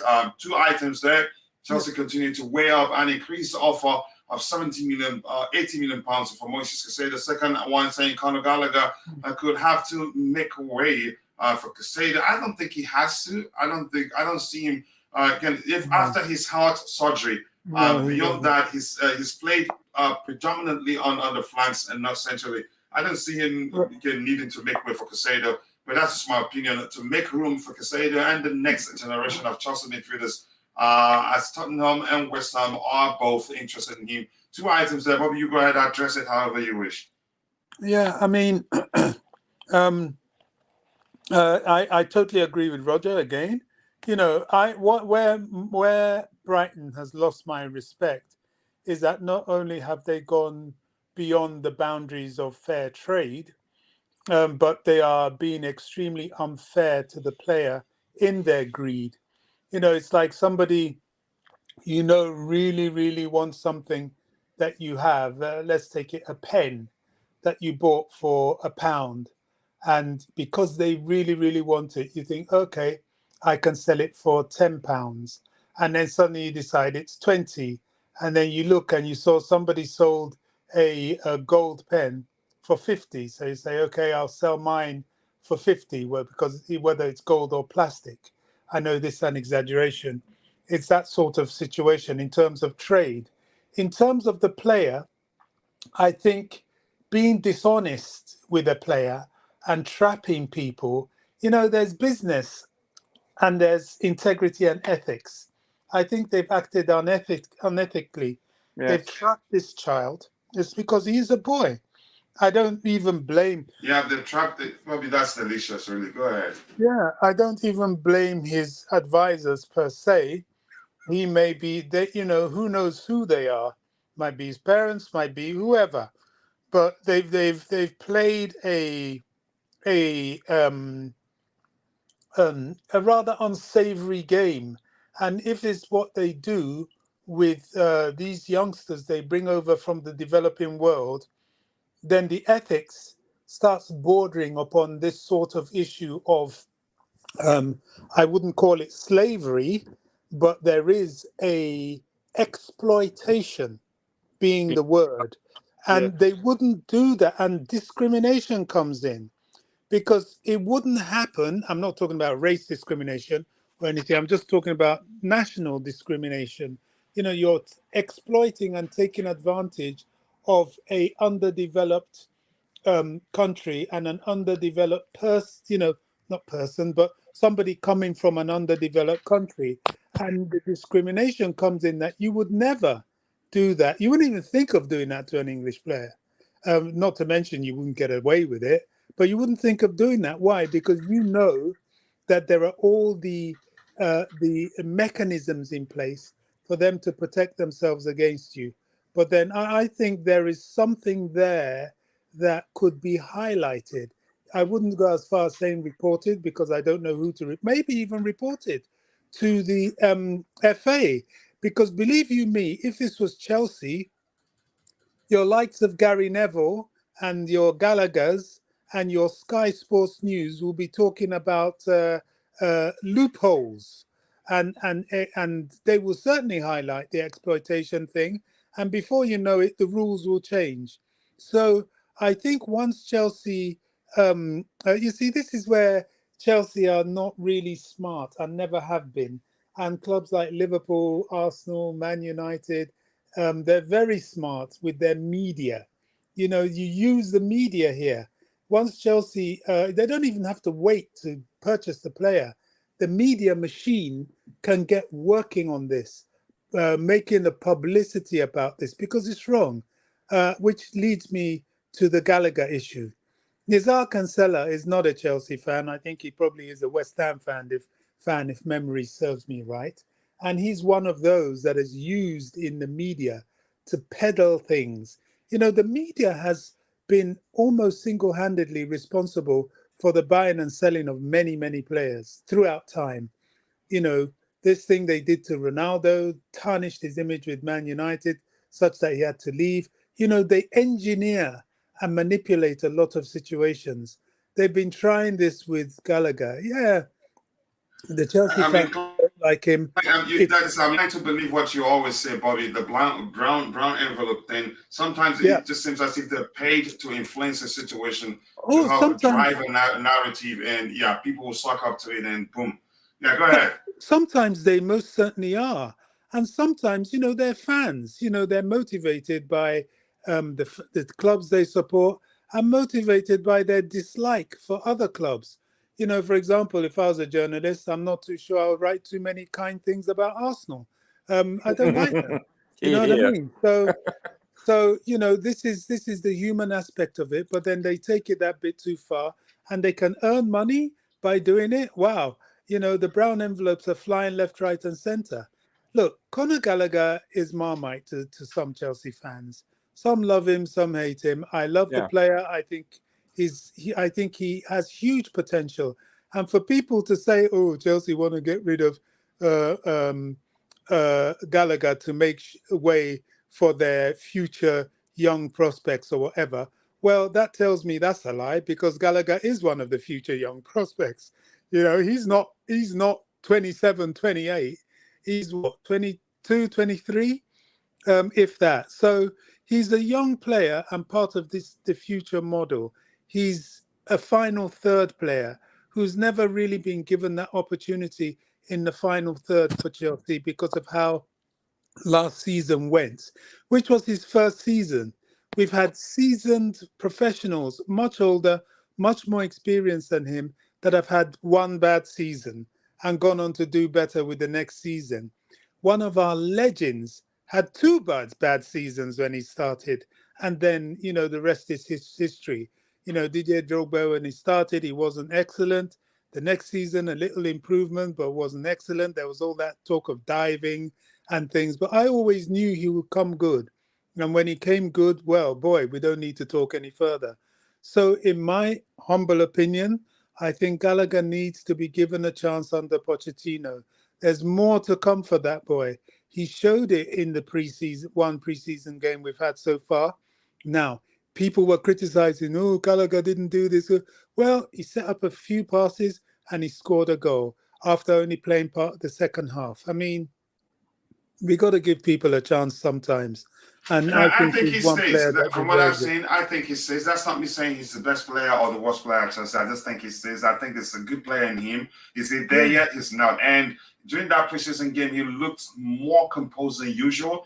And I'm hearing that after the end of the last season, he hired a personal trainer, not just for physical fitness, technicalities, and everything. And it showed he was a bit more calm than usual. Yeah. His biggest issue has always been he's always in a hurry to make decisions. I hope to see him improve because more importantly, the commitment he shows whenever on the pitch is something that if he improves, we'll all appreciate him even more. But go ahead if you were still talking so we can, yeah. Yeah, just one last thing before I drop. Yes, I totally agree. Gallagher is a player in the making. He will never be a Ronaldinho, for example, but he will always be effective. I remember like Teddy Sheringham, anybody who's old enough to remember him. Yeah. Teddy Sheringham was the ultimate final third player. When he reached his peak when he was about 29, almost 30, and he was a prolific goal scorer. Wasn't a number 9, he played 10, he was a supporter, a prolific goal. So you give Sheringham that ball anywhere in and around the box, in and around the final third, and you're in trouble. He was that kind of player, but he won't really dribble past you. I don't think he even had much pace on him, to be honest. He just had that football brain to know how to be there at the right time, at the right place. And boy, was he effective for Spurs and then for Man United. I envisage Gallagher to be that type of player as he matures. And I just hope people get off his back and just allow him to be the player he can and will be. And my final comment is simply this. We can't get rid of all our English players. There are rules in place that allow that obligates us to keep some of them at least a certain number. And also, they reflect the culture of the club. Don't completely strip away the image of who and what Chelsea is. These are the people that will remind you of that. Look how loyal he is, how thirsty he is to play for the club, even after all the abuse he's getting. You won't get many foreign born or foreign trained players with that sort of attitude vis-a-vis Mr. Havertz, and although people could say Mount, but largely our Cobham boys are very, very keen on making it in the Chelsea first team. And I'm not for discouraging that. I'm really not. And just getting rid because we don't like them. All right, thank you so much. I hope he becomes more polished. That's all I need to see. He's still again, but that his showings showing in that preseason game, the few minutes he played was encouraging. I hope to see more of that, more relaxed approach, and not so much in a hurry to make decisions. That's a good play in him, and he hasn't reached there. That's just my opinion. That's a great choice. Let's see what else we have here. Keep dropping the likes on the stream, people. 131 like, and if you're new, please be sure to subscribe. It's just automatic spam protection. Yep. Maybe that's a better language to use. Just don't add too many emojis and don't do more than 2 emojis and don't use all caps. Brighton agreed 17 million with Chelsea. For Caicedo in January says that the Undertaker CFC. That's the first time I'm hearing that, but thank you for joining. I understand, but it's well over the top and not helpful. I think I'll find a way to change that to accommodate more people, but we don't want people to start overdoing it, thinking it's allowed. No offense, but what Connor does best on the pitch is just to touch his hair after running around. That is funny too. I know you're trying to be funny there, but it's really funny. He does that a lot, but he does more than that. Rodrigo doesn't want him, Cobham kid, to go. Doesn't want him, the Cobham kid, to go. I'm sorry, Rodrigo don't want. I wouldn't say he doesn't like Gallagher, but Gallagher as a player, I'm sorry, Rodrigo don't want him. But go ahead, Rodrigo, you want to say anything? No, just okay. Rodrigo commenting about Conor Gallagher are totally out of order. Okay, Rodrigo's comments about Conor Gallagher are totally out of order, unjustified, slanderous. Rodrigo, my brother, keep up the good work. Yeah, I knew you were going to end with that because I know where you stand. I wouldn't mind having Gallagher stay, but it looks like his time might be up. If anything, I think he's staying, but we'll find out soon. But let's see. Roadrunners need to worry about Gallagher. Gallagher run. Who can find water on Mars the fastest? Wow. Let's see what else we have here. The agenda against Conor is insane. If we sign Caicedo, Conor can wish to fall back to defend if he wants to. His Lampard's regen. Okay. Look at how he scores for us. He's consistent after Havertz. Here's the thing. I'm not into arguing whether he's a good or bad player, but I think he stays. Some of these players will be playing Lego when CFC won Champions League. Okay, you're referencing their age there. Gallagher is not clinical, and with all due respect, that is your opinion, and we're entitled to our respective opinions too. James and Ben, please, this season, no injuries. I think I'll reach out to them and let them know how you feel about that. I put Cucurella, Gallagher in the same bracket. Both are very positionally naive. Wow. Not good on the ball, but will run for days. Some argument right there. Let me just say hello to people I haven't said hello to. There's so much to catch up with in the chat. And the one, Danzo, Kowal, Chewa, Marde, Chukwuemeka, Maatsen, Chalaba, Reese, Lewis-Hall, Bashel, all homegrown. Okay, Rain! Always nice to see you, Rain. I hope you're doing well. Gallagher has been poor last season, along with Stalin Mudryk. We finished the 12th, and people still rate them. You can't single out a particular player, any individual. It doesn't make sense to single out players after such an awful season. Usmani Tolo Kamara, I wanted to know if Chelsea are going to do a swap deal, Lukaku for Vlahovic. I don't know, and I can't help you, unfortunately. Can someone tell me why did Caicedo sign a new contract in February? What was he thinking? I think, like Bobby said, they tricked him. First, they promise him a pay rise if he stays.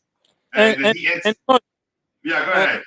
And coach, the pay rise itself, if the reports believe, yeah, he was on 3K. Now he's on 15K. So that's not even that much in a grand scheme of. They probably moved him, given his you can say his upbringing, where he's from. He needed the money, and something like that would have moved him, and probably being naive at the time and all that. Go ahead. If he just held on for another 6 months, he could have earned triple the 15K. Could be on 50K a week, 60K a week at a different club. Brighton, like what Bobby said, Brighton are just exploiting. I used to like Brighton. I used to like the model. I really admire what they do, but it looks like exploitation now at this stage. You can't hold people like King ransom like this. Come on, it's not like Chelsea just offered a ridiculous bid. We put £70 million. That's good money. You pay £4 million for this kid. You're not even paying him enough to suggest that you value him, like you value him so highly. You only pay him 15K a week. Come on. Yeah, hopefully we get it over the line. Yeah, I always say that Gallagher's best position will be a DM. Bobby have also said that before. What? I don't think so. That's just my opinion. I don't think he'll be good in the DM role. And maybe if he becomes, as he becomes more polished, maybe he can do well in that role. Yeah, that is just my opinion. Levi Cowell is still missing on ground. He's still not going to Brighton. No. I haven't heard anything to that. Chelsea should just let him go for 45 to 60 million pounds and get Taylor. Taylor Harwood. I think he's going to be. Go ahead. He's going to Burnley. Taylor Harwood Bellis. Oh, okay. Okay. I'm gonna scroll to the very bottom. There's just so much to catch up with here. Unfortunately, I'll try to get your subsequent contributions. As much as I like to interact with you, if that's the only thing I do. If I continue doing it without going back to the panel, that'd be the only thing we'll do for the rest of the show. No, Roger Caicedo was on 15K, now 45K. No football player in the Premier League is allowed to sign a professional contract below 10K a week. Okay, good information. No, he was on 3K. He's on 15K now. I've just checked online. Really? Okay. Yeah, he was on 3K before. He's on 15 now. All right. Thank you so much for that. Let's see what else we have here. Anything that people seem to forget that last year we were going through sanctions. The owners change over 2 managers, a switch in a year and a half. That's a lot to cope with. So it's going to take time. Okay, for the fruit to be ripe. What a way to put it. Keep dropping the likes on the stream, people. 139 likes. Let's see if we can get it to 100 or 200 by the time we get done. Keep Cowell at all costs unless a team comes with record money. He has about 3 years left on his contract. And big up to you to the Added Time podcast. I appreciate you joining. Big up, Coach and panel. Do you think a deal gets done after the Brighton game? Was thinking they wanted to wait to let Caicedo go after the friendlies played. I'm not too sure what to make of that. Anybody in the chat has anything to add to that? It doesn't really make anybody on the panel, so to speak. It doesn't. To add to that? It doesn't make a difference, really. It's not like it's not a competitive game. It doesn't really make a difference. Yeah, but hopefully they will be done soon. Maybe end of July, beginning of August. Hopefully, it needs to be done ASAP. It's already strung out long enough. Yeah. Yeah, I agree with you. Thank you. 140 likes, people.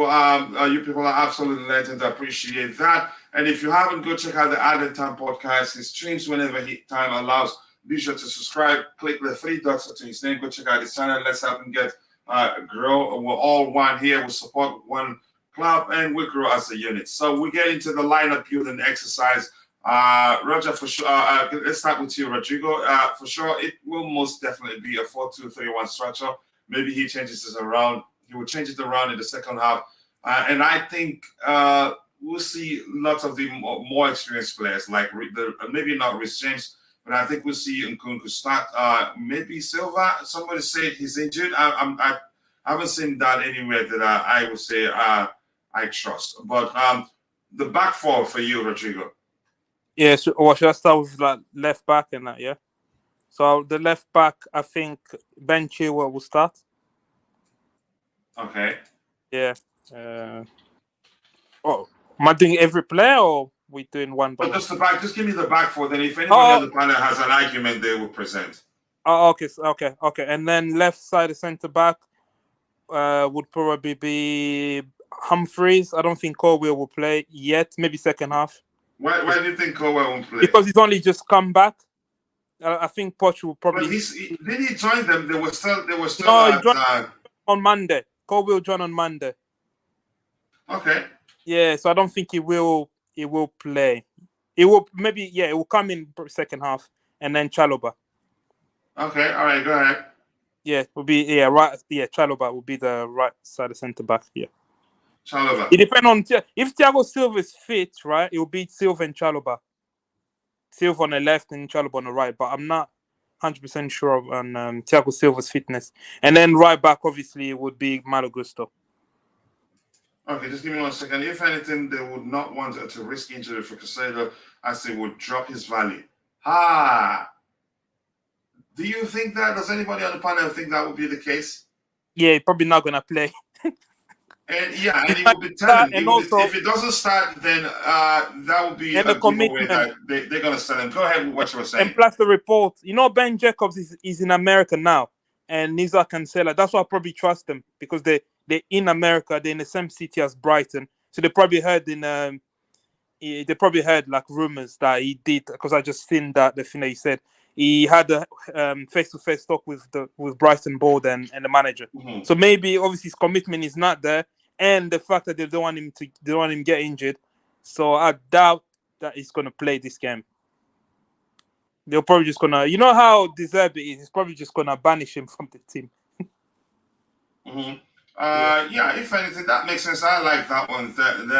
Silva was in the training video the one which they mentioned about RJ back in training. So I think he's. I don't know why people are saying that he's injured. Coach Chalobah had an injury case, so Chalobah might not start. So it might well be Silva. Replace Chalobah with Silva then. Yeah. Okay. Chalobah said he's fine. Oh, what people that claim to be close to him are reporting that he was just tired. And Gusto most definitely, like you said, will start because James just joined them. Yeah, okay. And then Kepa. Oh, when did Kepa come back? Was it Monday as well? Or he came back with... I think he's been with them for a while. That's just I'm not sure when he came back, but you go ahead. Yeah. Okay, I'm seeing new Kante in Caicedo soon. Okay, we're done talking about Caicedo. Caicedo will not play against Chelsea because it's a risk. Caicedo is very angry, according to reports, not in frame of mind to start for Brighton. That's a good sign. That's how I see it. I need Levi to score 2 bangers against Brighton. That is if he starts too.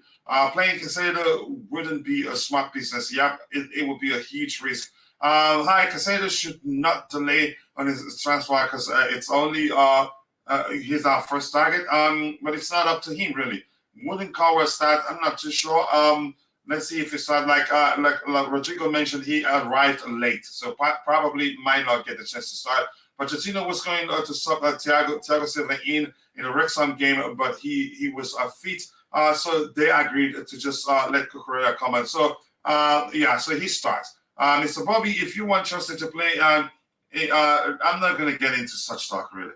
It is confirmed Caicedo has told De Zerbi face-to-face he wants to leave. That is huge, too, but that alone will not suffice.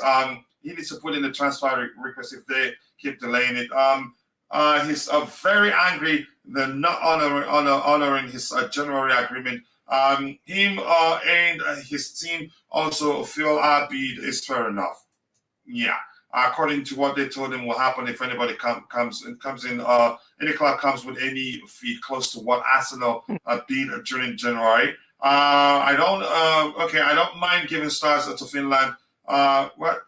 He did well. Big boy. Lucas Beckstorm. He's a massive boy. He's like 2 meters tall. Really?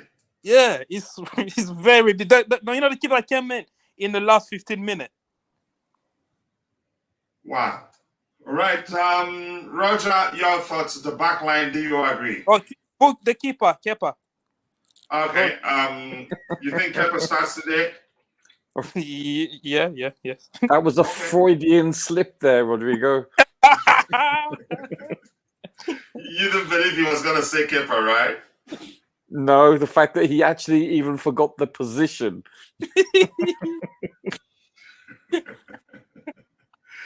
The hologram. He's a hologram. Oh, yeah, a hologram, maybe, yeah. Yeah. Good one. I'm not sure about Humphreys. That's a very good question. It depends on Colwell. I can see him at the very least playing the second half, but I think he may even start Colwell instead of Humphreys, but it all depends, I don't see why not. How long has he been back now? So Monday. He arrived on Monday, and so more than a week. When you say less than a week, he arrived this Monday. Less than a week. This Monday, less than a week. So plus travel time. So there's a possibility. It's a toss-up. We won't know. Only the coaching staff will know. But the only thing I would say is I would probably be leaning towards Colwell ahead of Humphreys, but you don't know. Maybe they want to see more of Humphreys. So it's just pure conjecture. But I would probably lean more on Colwell, but you never know. And actually, they may not even start Silva. Who knows? They may actually want to start Chalobah. They may think, you know what, we don't need to risk Silva for that much. We know what he's about. Do you understand what I'm saying? Yes, they could look to him. They need to see more of the kids to see whether this turns out. But then again, they may think, you know what, we need seniority, we need leadership across the pitch. So it all depends on how they approach it, so to speak. Chilwell, it may not be Chilwell. I think it will be, but it could be Maatsen. You don't know. You just don't blame. It could be Cucurella. Who knows? I probably would. I would agree with that starting lineup. I think Gusto will start also ahead of James for obvious reasons. Roger, I'm have to change your last name to Mr. Fence. So you don't know anything. You don't. Roger Fence.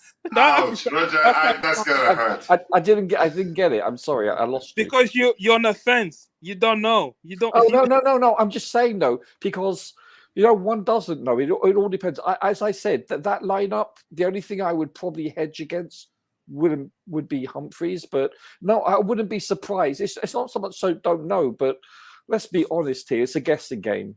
It's pure conjecture because the coaching staff may sit down and say, listen, we need to see more of Cucurella, or we may need to see more of Maatsen.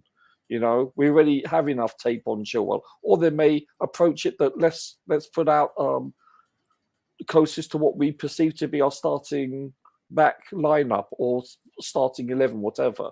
So it all depends. It all really boils down to how they approach the game. And since that we don't really know what he's about yet, because he's only coached one game, and that's a preseason game against a newly promoted team into what was the old 4th division, we have very little to go on. Does that make sense? Yeah. Let's see, I was going to get Bobby's opinion, but let's see why he's gone. Maybe we have to talk to those in the chat. Sorry, Bobby. No, don't worry. Probably something came up. The Caicedo deal, no, it's not complete. Caicedo's Campbell are now encouraging Chelsea FC and Brighton to hold the face-to-face talks in Philadelphia. Caicedo's agent is prepared to fly over to help Caicedo, Caicedo is worried Chelsea will work. So he really wants to join us. I don't think we'll work. I think here's the thing: the advantage to us is that the player wants to come, and that puts Brighton in a difficult position. If he doesn't want to come to us, he wants to go somewhere. Or if there are, or you could say, many clubs vying for his signature, but they aren't. It's just us at this point. So that makes it difficult for them. If we work, they have a problem, and you'll probably get him for cheaper next time, and they will keep an unhappy player, and that's a risk. Coach, he stands taller to the post. He's 6'7". Wow. Yep. 6'7". He's 6'7". Wow. Enzo, my favorite day, anytime, any day. Your favorite player, okay. At 6'7", he is he has okay. At 6'7", if he has any agility and reaction time, then he will be one hell of a keeper. I don't know him too well. I think I need to see more about him. I believe Hall should start in this game. Okay, let's see. Colwell should start.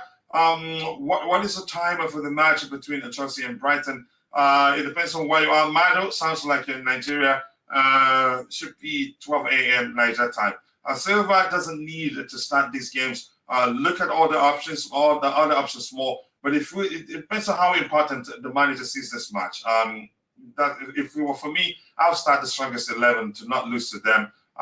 Because there are Premier League rivals. Look at Humphreys or more against the Premier League teams, maybe. But I'll put up a poll in a bit. Chimera there, the polar ice is melting faster than the Caicedo negotiations. Glenn, everyone on there, he drops one. Garden of Swords. Nice to see you. I hope you're doing well. Colwell starts as Charlie. But let's see what happens there. Start Captain Colwell against Brighton. Definitely rub it in their face that he's not going back to them. Andre Santos and Caicedo going to be a dangerous midfield. Gabino, thank you for saying that. Thank you, Coach. You're welcome, brother. I appreciate you. More importantly, being part of the show. Keep dropping the likes on the stream, and also do subscribe to the channel if you haven't. We keep it growing. Let me start with you, Roger. 2 6s. Do you think Enzo starts today and one of the kids, or do you think he'd let the kids play too? You could take a closer look at them even more because he already knows Enzo. For me, if I were the manager, I wouldn't risk losing against a Premier League opponent. That is just me.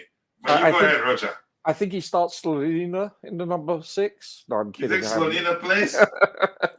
I'm joking. Listen, I think it's a strong possibility that obviously Enzo's going to start. Who's going to be with him, alongside him, I would like Caicedo. I know Rodrigo is probably going. I think Rodrigo has more of an affiliation. I think he prefers right now Santos to Casadei. Sorry, did I say Caicedo? Casadei. Sorry, I meant Casadei. I wish. But I would start Casadei over Santos. But you know what though? To be honest, your reason. This is for Bobby. Size. No, I'm kidding. I'm not going to say anything. Go ahead. Sorry, I thought he acquitted himself very well, but as did both of them. I'm not saying Santos didn't.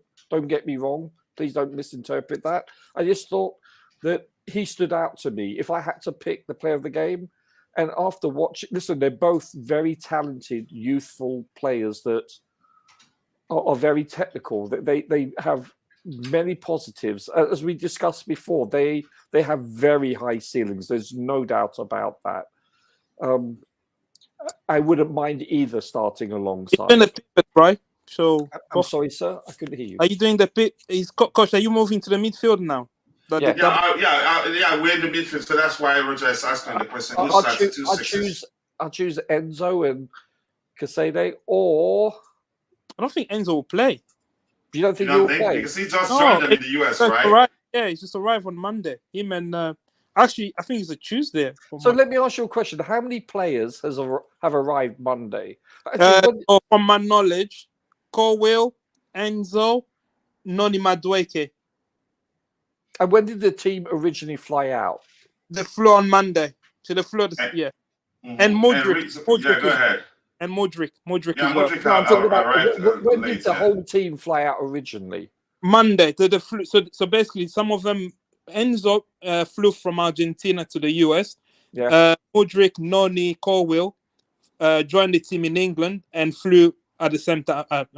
Together on Monday. So the other players have been with the team since the 1st of July. So they've been with the team longer than... Sure. I get it. Yeah, I mean, it's possible. Listen, I wouldn't mind Santos and Casadei. However...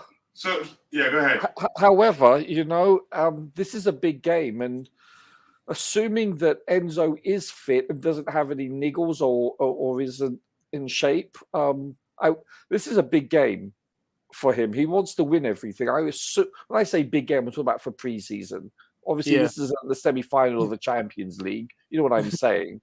Yeah. I'm putting things into perspective here. I think he would want to put out his best starting 11, and not put anyone's. If someone's on the fence with regards to are they good enough to go, he's not going to risk anyone at this early juncture in the season, of course. So we're talking about he's going to pick the best people that are 100% fit to start, if that makes sense.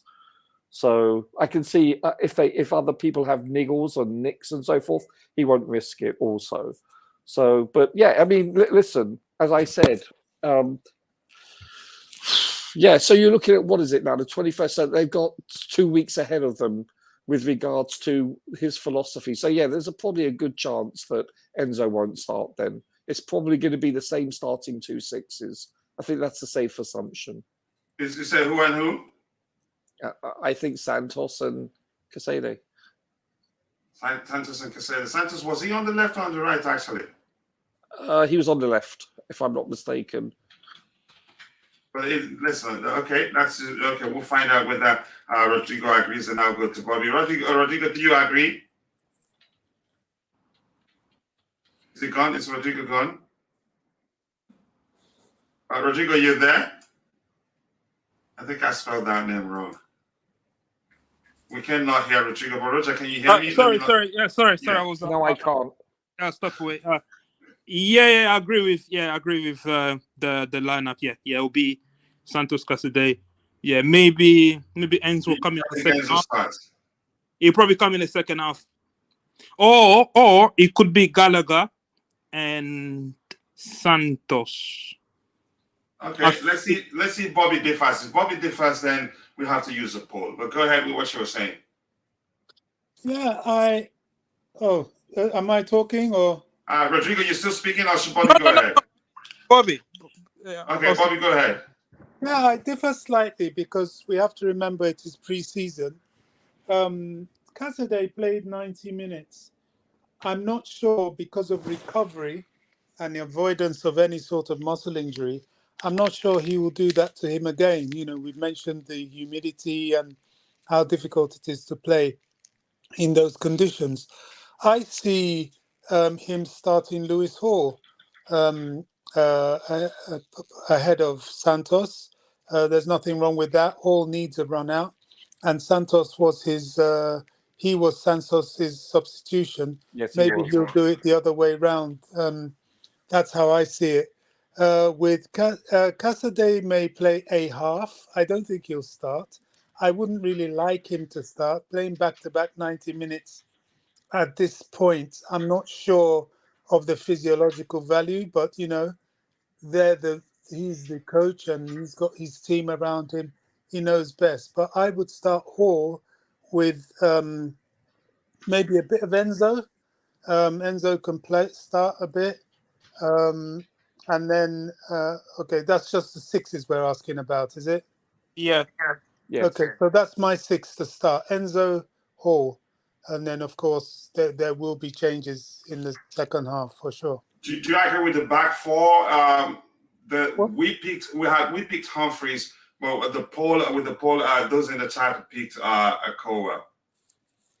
Humphreys also played 90. This is another thing.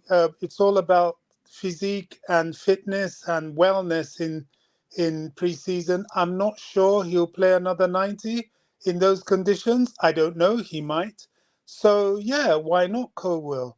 I saw training clips of Thiago Silva, who seems to be well now. I would probably try Cowell Silva, a bit of experience, see how they get on together. Left back, who did you pick? Chilwell. Okay, he didn't play 90. Okay, he needs a run out. Do we want him there? Do we give Cucurella another chance? That's entirely down to the coach. I wouldn't object to either. Because I still want to see Maatsen get another chance further up the field. He didn't play 90, he just played the first half, so he will have a showing. So yeah, either Cowell or Cucurella. I'm not that fussed. I think they'll both do a good job. On the right, this is where I think Gusto has to start. I don't know who you chose. Yes. Yeah, Gusto. He started against Wrexham, didn't play the full 90, which is good. You don't want to flog him too much. He's prone to a bit of an injury, so don't flog him. He can start. The substitution of his for Gilchrist, I thought, was telling as to how much depth we actually lack on that right side. No Gusto, and you have no, what's his name? James, then you start scraping the bottom of the barrel. I don't know if James has flown out, whether it's too early for him, probably is. But yeah, start with Gusto. Go Gilchrist again. He didn't really do much wrong, Gilchrist. So why not? Yeah, thank you so much. I appreciate that. Coach, you don't start your strongest 11 in a second or actually probably first a real preseason game. Okay, that makes sense. But let's see what the manager does. We should smash Brighton 5-0.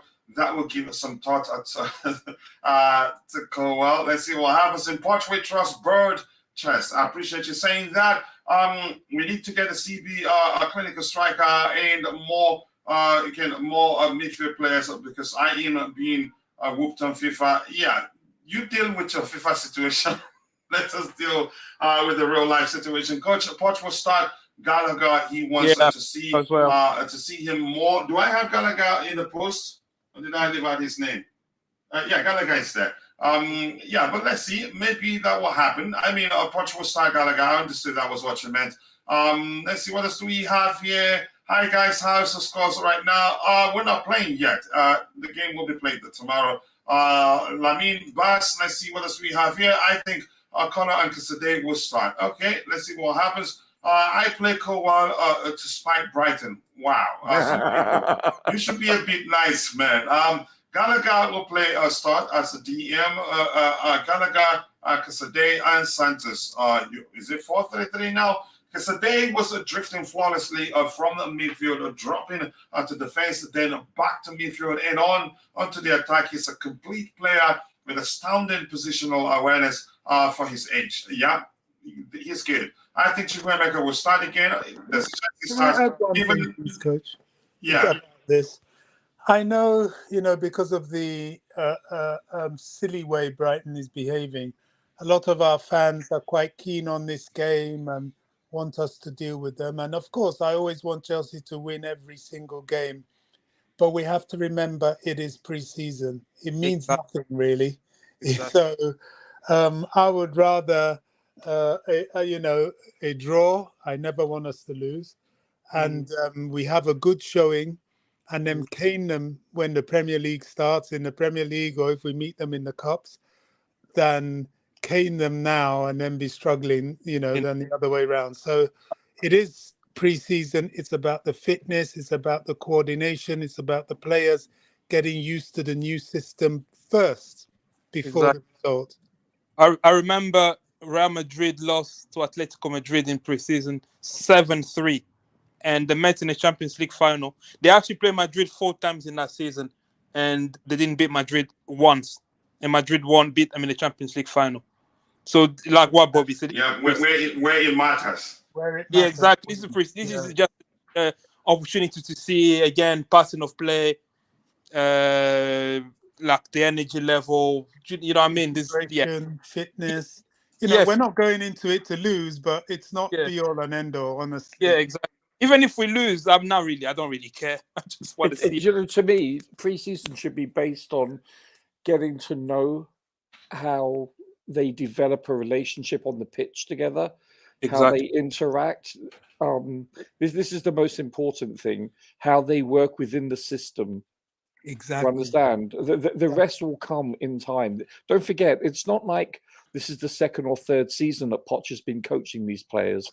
Most of them are new to the actual organization, and B, therefore, in addition to the coaching staff being new, they don't know each other. So they have to determine what aspects of each individual's game suits into the system and so forth, or suits each other, and who complements each other. So this is a very long process. You can't just plug and play and switch on a light switch and voila. So to me, I'm not really concerned about the final score. I want to see small instances of progress over time, if that makes sense. One thing I've noticed in this pre-season compared to last, there's less commercial things so far, right? We have more football, more time to practice. Go ahead. Yeah, I have to do a tapping on you on that one. Last season, I felt like they were maybe obviously the owners just bought the club again. So much traveling and less football. Exactly, context maybe need to be applied to it. But again, last season was a bit of a mess. This time, it feel like they just went in and they're training hard. So it's nice, just nice to see that. Yeah, well, you know what though? Thank you for bringing that up. Do you know what though? To be honest with you, it also has a lot of similarities. Yes, the travelling distance is not as great as last year because they're on the West Coast also, but the actual locations with regards to the weather, the climate is identical. And this is what concerned me, and does concern me, is the fact that it would be better to play in the dry heat on the West Coast. That's just my opinion. Yeah. It's more conducive to play. Yeah. Yeah, more conducive, yeah, so to speak. Even Thiago Silva has competition. It's coming together nicely. Yeah, bit by bit. Lamine Bass, where are we playing? When are we playing? It's tomorrow. It depends on your time. Can bet with anyone 2 halves and time shared between these 4 players for the 2 positions. Coach, Chukwuemeka, Casadei, Santos, and Gallagher. Yeah, it makes sense. Messi's debut today in League Cup match. Okay, I think I need to try and watch that. First few preseason games. And by the way, Keishan, do you follow the MLS? I want us to start something on the sister channel to start covering MLS. Let me know if you're interested. Let's talk. Let's see. First few preseason games are to look at all the players. Mostly only the last couple of games. Strong 11 starts are usually okay. I think I agree with you, but even though I don't like you, I agree with that one. Fantastic start for Chelsea, and winning games are very important for our mentality. I mean, I agree with you, Coach. You need to bloat your squad of panelists for posts to work correctly. Your current squad is thin in all over the place. Yeah, opinions differ. Glenn, don't retract. Speak your mind. Did he retract? I didn't see any of his matches. So I would have loved to see that, but that's okay. Let's just stay safe with that. We're one. Chelsea has started very well. I agree with you. What else do we have here? The only change will be Kepa in goal and Enzo for Casadei. Maybe Sterling. But let's see. The poll is going to help. Do I have Enzo in the poll? Nope, I think. But I could have. Carney Right? double pivot. I think personally in the last game, I would have swapped Casadei and Carney in the first half. I would have had Carney in a pivot and Casadei as a 10. Yeah, I agree with you, but let's see what the manager does. We cannot predict that. Yeah, go ahead. That's a good shout. But Carney played, about 60 minutes, 65 minutes? No, I think 49 minutes, actually. Yeah. 49, so. Okay. Yeah, that's around a good that. shout. But, you have to, as I'm saying, I'm very weary of flogging players too much too soon. Yeah. So, that is a very good shout. Playing that pivot, we need to see Carney in there because that is somewhere he will fill in at times during the season because of his size, his physicality, and he's good on the ball. Not too sure about him in the air. I think Casadei is better in the air, but you never know. I think that's a very good shout. Very, very good shout. Yeah, and Trinidad says, bigger brother, you finally considered the plight of PST fans such as myself. You are always the best when it comes to a quality stream. So I appreciate you. Thank you so much. I appreciate you joining. I hope you're well. I haven't seen you in a while. I know you're busy because bills don't pay themselves. Big up. I say yo to you too. I hope you're doing well. That's Scene. I guess that's Scene. Correct me if I'm wrong. That's your first name, Scene, or last name. Gallagher sell for hotspots. I'm not too sure what the club does. It's not up to me. Rich James has joined up with the camp yesterday. Glenn. Glenn is my brother. Much love to him. Rich James has joined up with the rest of the team yesterday. There have been pictures of him, even him hugging Pochettino when he arrived on the training ground. With the rest of the players. Let's see. Big up, Coach. Big up to you too. Really blessed. What is the update on Moises Caicedo? Why is there delays? I'm not sure why. The deal has been delayed, but the latest update is that they will have a face-to-face meeting soon, or being encouraged. They're being encouraged to have a face-to-face meeting to find a solution. Roger, the weatherman, and more importantly, the player himself isn't happy with regards to the situation. Unpopular opinion: we should sign Weghorst. Okay, that guy has decent Premier League experience, but especially he has a big match experience for the national team and might provide us a quality as a backup. I don't think we're signing him. Roger Burgundy. Okay. Yeah, keep dropping the likes on the stream, people. The likes that do go along. Well, appreciate you all. Glenn 10.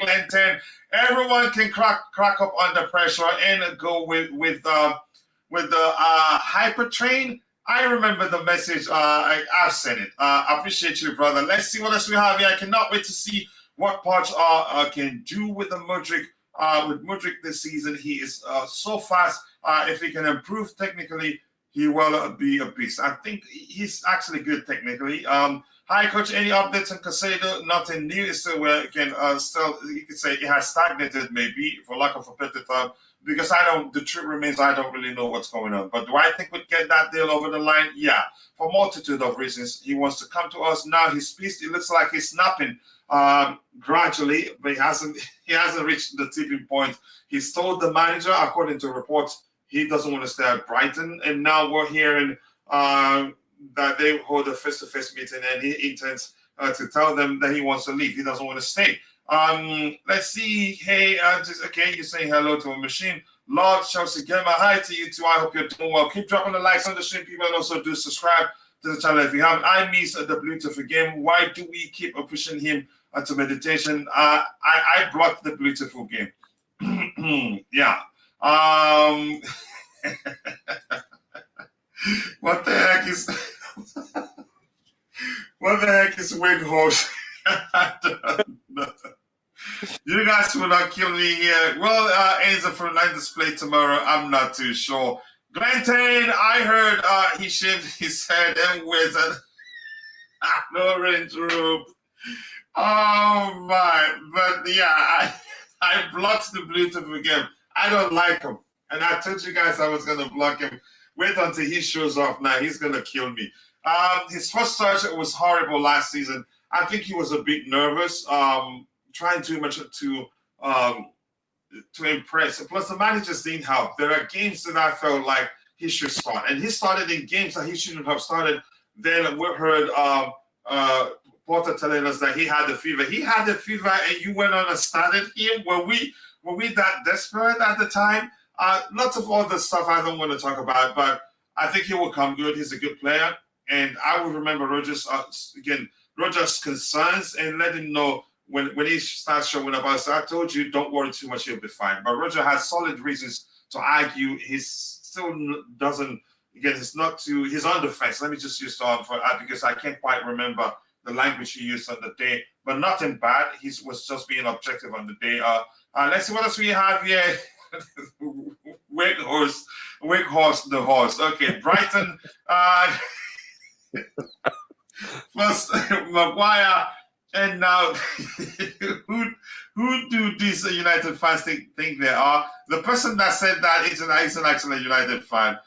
He's just trying to be helpful there. Brighton's so-called asking price of £100 million, even though this number has never been explicitly quoted to CFC. It's branded ridiculous. I think it's redonkulous, actually. It's beyond ridiculous. I believe this because Ben Jacobs being in Philadelphia, maybe Brighton entourage, they're probably feeding him this information. I believe this. I think this is. And you could argue the Rice price doesn't help. How much was sold? He went to Arsenal. But Brighton need to come down to earth. Declan Rice has been in this league for how long? And he's proved in himself. He's won a trophy. Come on, Brighton. Yeah, come on, is the answer I want to give them to. I think it's ridiculous by multiple sources close to the player. I don't think Chelsea will pay anything close to that. Let's see. But we're down commenting anything. Sorry. Okay. I'm gonna watch the game. Best of luck. Thank you so much for saying that. I hope you enjoyed. I'm not putting Mudryk down. Dan Rats. Why I say I cannot wait to see what he can do under Poch. Poch is a different manager altogether. I pray we don't sell nor loan Ian Maatsen out. I think he stays. He's not going anywhere. Oh my God, Slabhead and the horse. Okay, let's see what happens. And my bro Surinag Govindarajan, I appreciate you, brother. It's a big up coach and a channel, big up of viewers and panel. Poch is showing how it's done. We are playing friendlies like finals. Exactly. I like that. You see commitment, you see coordination, you see our behavior off the ball has changed significantly. We're pressing unit, we press, you can say strategically and not just run around. Those things are very important. I think, I couldn't say it any better. We are playing friendlies like, finals. I agree with you. That's a top club mentality. And again, I couldn't agree more, like I said. But thank you so much for the donation there, brother. I appreciate you always supporting the channel. Sounds like an English pub. The slab head and the horse. Yeah, it sounds like an English pun. I told you these guys, if I'm not careful, they're the ones that are going to cost me to go to hell, but I won't allow that to happen. Would be nice to play Wrexham every week. Yeah, good luck. But that's by the way. Let's start with you, Bobby. We've talked about this 2-6s, and let me see the poll here. The poll picked Casadei, not even Hall, not even Gallagher. We've agreed there's a chance, and I think it makes sense that the manager will still be trying out those new midfielders to see how well they do. There's a shot. He knows what Enzo can do, so why waste time? And it's just the second game of the preseason. So I agree with you, Constantine Dante, on that one, even though I don't like you. The horse and the work, title of Bobby's autobiography, maybe. I'm honestly impressed with Chelsea with the current move. Okay, did anyone notice that Poch nearly chopped the head of the referee for blowing halftime whistle? The referee had to please. Again, it's just a friendly. Please calm down. So, Bobby, let's start with you. The three in behind the striker, the 10, the left wing and the right wing. What players do you pick? Let's see if you have anybody think otherwise. Yeah, this is where it gets interesting, isn't it? Yep. And bearing in mind it's pre-season and we're looking at fitness, exercising players that haven't played and so on. I don't know if Noni is in the picture, but bearing in mind those that have started. Now, this is an interesting one in that if he doesn't play Ian Maatsen on the left, personally, and this is me coming in, I'm not the manager, I'm not Pochettino, I would put Maatsen at left back and put Madrick at left wing, or bring Maatsen on at left wing in the second half. I want that boy encouraged, so he needs to be playing in these pre-seasons. Mm-hmm. So that is the left side, either Madrick or Maatsen. So you think Modric starts? Because we're not going to go back and make a change here. That's why we have to. Okay, Modric starts. Okay, Modric starts. And if Modric arrived Monday, and if we're going by Rodrigo's judgment, he may well not start yet. I think he's probably, that's just my opinion, I think he probably will still try Maatsen there again. But go ahead, give us your three, the 10 and the right wing, Bobby. I would go either or, to be honest. Okay, your 10? You know, the 10, it will have to be Nkunku to start. We need to see him. He needs to stretch his legs. So Nkunku, and the right wing, Madueke, or Angelo Gabriel. Either one. I mean, boy, have we got some choices. Too, and they made it to the final. There's a chance he doesn't start. If we're going by Rodrigo's argument of not starting Colwell, but those in the chat picked Colwell. But you go ahead, Bobby. You think it's going to be Madueke, right? Madueke, you know, if not, we go with Gabriel. I'd like to see him. Moreira, well, you know, I think he will slightly get. I don't want to use the word drop, but he might come off the bench. He might not. But I would play Angelo or Madueke. And if they feel it's too early for Madueke, which I personally don't, but if they do, I'll play Angelo for sure. We need to see that kid. Okay, let's see if we need to consult those in the chat. We'll do that. Let me see. What else do we have here? I think I've read this one. Yeah, we've read that one there. Honestly impressed with it. We've read that one. We've read that one too. Who will be the replacement of Nani between Morella and Angelo? What happens to Nani? He's there. You can say who rotates with them. I'm not too sure what happens right now. We need to see them more.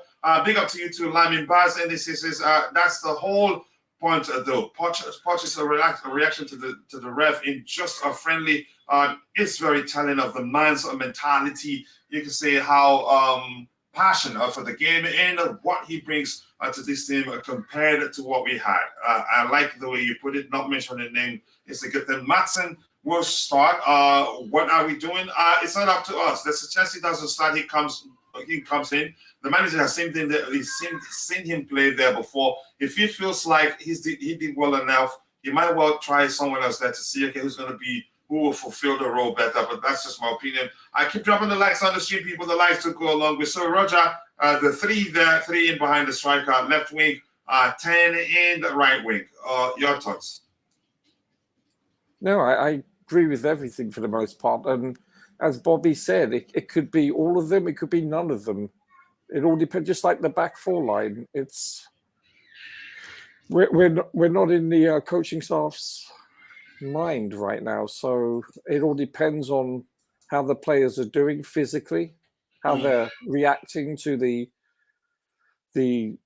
climate there, because it's very humid, and who they perceive they really want to see more of at the early stages. This is a more of a test, obviously, but I would hope to see this kind of players being selected for the most part. I really would. I just don't want Sterling to start.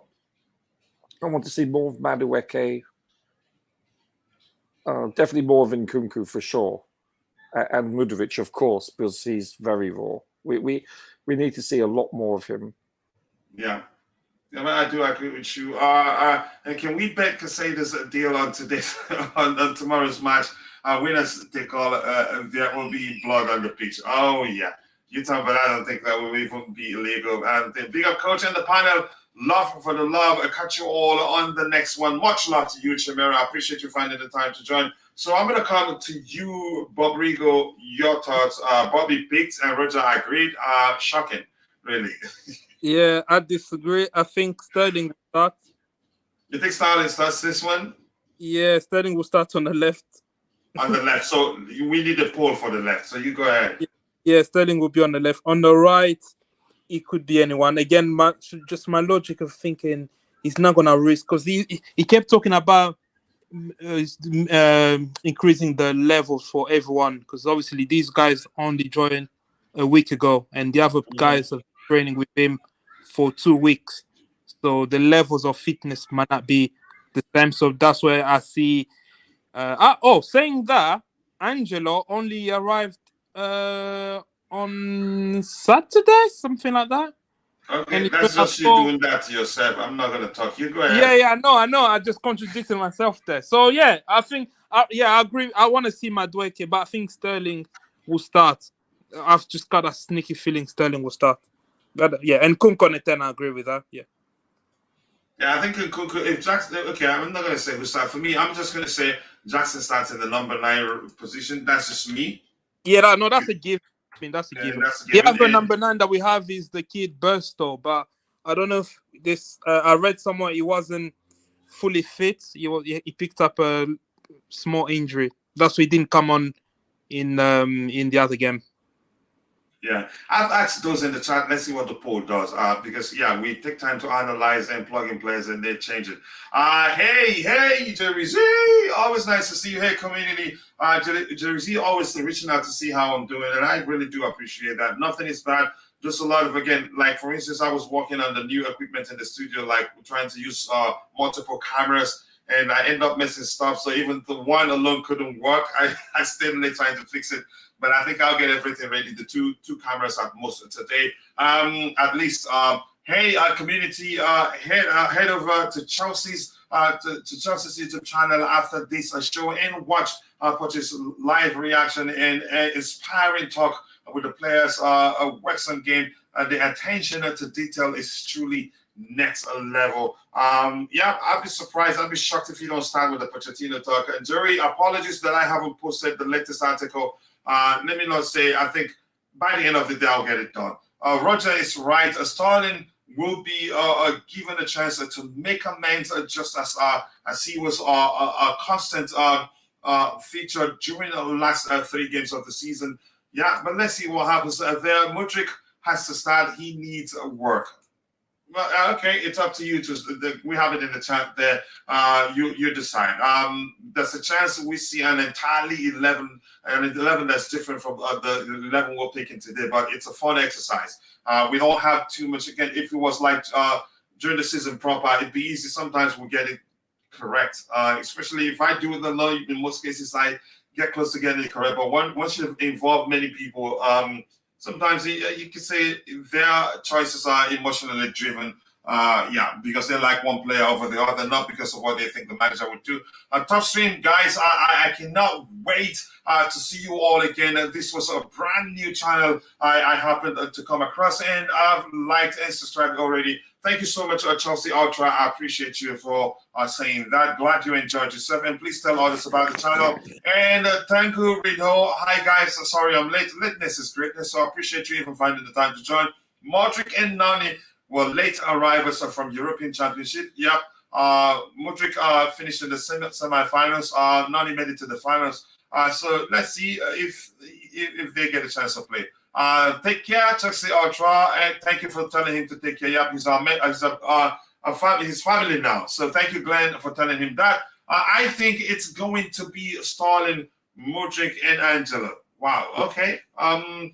Anybody? I think we've all talked about the three there, but let's see. On the right hand side, Rodrigo, did you suggest any other person? No. I agree with the other guys. I think Madueke. You just have questions. I want to see Madueke. Madueke. Okay, it's just you want to see him because if you're going by your argument that Modric joined late, Modric joined late too. Yeah. I wouldn't play either of them, but I feel like Madueke. I want to see Angelo more. I want to see Angelo start, but yeah, maybe second half is best. Who plays on that side for Brighton? That would be Estupinian. Okay, interesting. And on the left hand side, is that where Estupinian, the Ecuadorian guy, plays? Who plays on the right hand side? Mitoma or left or right? Mitoma is a right wing, so left. Basically, Mitoma will face up to Gusto. Because he comes from the left, facing us. Okay. So I'm going to end this one. This one picked. Oh my goodness, we need a tiebreaker there. Sterling 38%, Modric 38%, and I think Ian Maatsen gets just 23%. Wow. People, let's start with you, Bobby, number 9. Yeah, you need Einstein to help you solve this one, right? Yeah, number 9 has to be, instead of the Jackson 5, it's got to be the Jackson 9. Jackson. That sounds good, actually. Jackson 19. Jackson 9 there. What's his Jackson number? Is it 19? No, it's 45, 41 or something. I don't know. Yeah, go ahead, Bobby. Now, what I don't know is how, because he's not going to play 90 minutes, surely. I don't think it's fair. But what will they do? If Nkunku is playing behind him, I don't really know how they're going to play that one. He might not start Nkunku with him because we don't have a number 9. Oh yeah, He might put who could play behind Nkunku. That's where Casadei comes in, and Casadei, yeah. And who else? He likes Gallagher. He might do that to Gallagher. I don't know, but I think one half will be Nkunku at number 9, and the other half will be the Jackson 9 at number 9, and then that will alter my supporting 3, and probably have Gallagher one half behind either or, and then Casadei, you can play there. I think Angelo can play there. It's another place for him to play, and if he plays, that means Madueke can come in. It's interesting. We do have some choices we can make. Who else can play there? I'm sure there's somebody else we're missing. I don't want to say Sterling. I can't stand that guy right now, to be honest. I really don't. Welcome to my world, mate. Honestly, it chokes me to get his name out of my mouth. Honestly, I'm so angry with him. So who else? Who else we got? Gosh, our squad. Who else can play 10? Yeah. It's just Nkunku. Casadei can play 10 from what I've seen. And then Carney Chukwuemeka. Carney, that's another one, yeah. Yeah. And so we've got some choices, but definitely. And Roger too. and Roger. But they won't play. Playing Nkunku and Jackson is ideal, and I think they'll save that for perhaps something like the Liverpool game. But for pre-season, they're going to play one of them as the number 9 and have somebody supporting. Yeah, I think I agree with you. But let's see. We're just having fun right now. We're not too sure what's going to happen. After all, the other one we saw an entirely different 11, maybe nearly an entirely different 11. Maybe by the time we get to the 2 last games of the preseason, then you'll be rest assured we'll be able to predict who starts accurately. Rodrigo, let's look at this with you. This says, is there any chance he's testing Maatsen at left back, or is he going to transform him by playing him further up? I think we'll be better at playing him further up. He lacks height, and already we're not good evenly in the defensive area. I think, and what he did show them, the guy has he has an eye for goals. Or what's the correct way to phrase it? Has eyes for goals. I'm not too sure, but that's, by the way, my point is, I think he saw something in him that made him deploy him in that offensive position, and he didn't disappoint.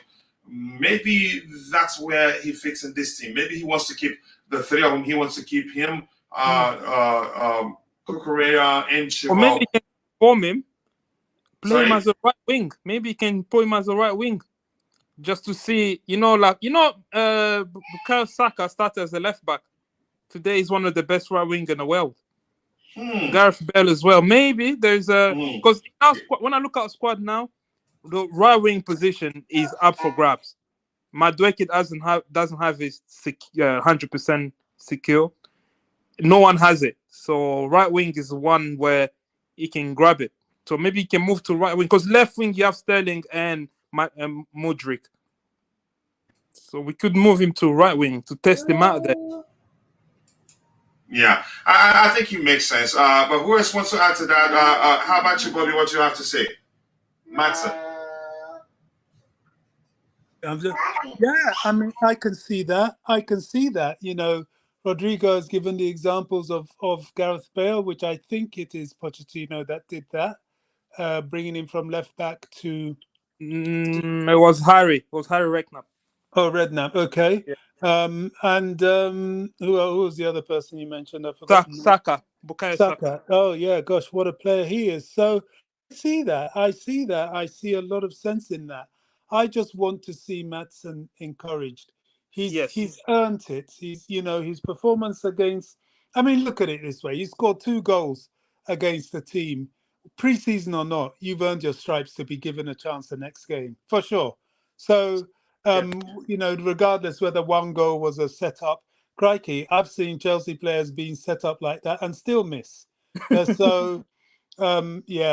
love to see it. Maybe try him on the right. Who knows?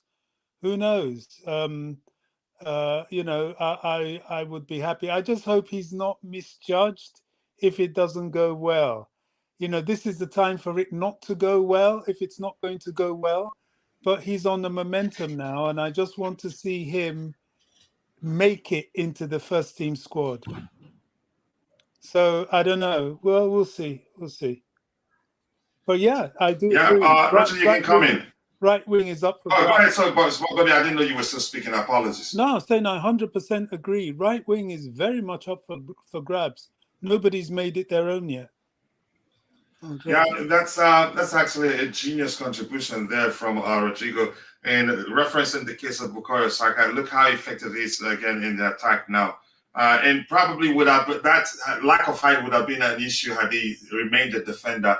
So maybe that's what Pochettino is trying to do, but we just don't know. Roger, you go ahead. Your thoughts. Number 9, the most difficult position to fill in right now, right? Yeah, I actually...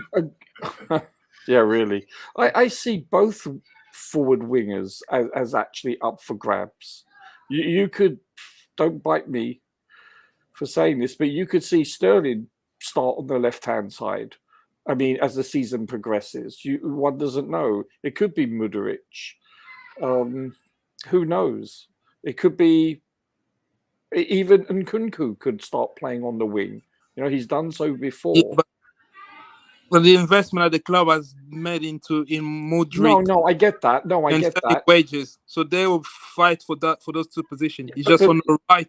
Sure, but it's not set in concrete. If he's not performing, and just because we paid X amount for him, I think it was 70. million, that doesn't mean that he automatically gets that position. I'm just saying hypothetically, hopefully he comes good, obviously. But I'm saying I look at both. I think Madueke has a better chance of nailing down the right spot. But as Bobby said, that position is not nailed down either when you come to think of it, because you could see Sterling play, you could see Angelo play there. Who knows? Who knows? It's or even Nkunku could play there, or even bloody Gallagher. One doesn't know, or Carney. Do you understand? He could play in the number 10. One doesn't know if Nkunku plays wide. It's, to be honest with you, those front three, they're all up for grabs in so many ways. Yeah, Nkunku, I would assume, would be definitely odds-on favourite to be the number 10. But one doesn't know. He could be better suited wide out. So, yeah, I don't think anything is set in concrete other than Jackson and Broja, assuming no one else is brought in for the number 9, if that makes sense. So it's going to be very interesting next 1 to 2 months to see. Yeah, he will be. He will be. It's everywhere. We're not too sure. Again, we may think that we're certain that a certain player starts in a certain position, and then new signings will come in, and that changes everything.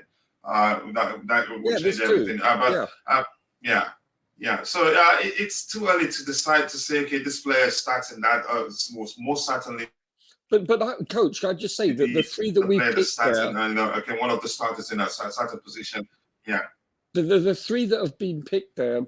Sorry? The three that have been picked there, namely Mudryk, Nkunku, and Madueke, I would assume that these are the three that I would like to see going forward, assuming that they progress. Obviously, yeah, I think I will leave it at this. They will be part of the squad.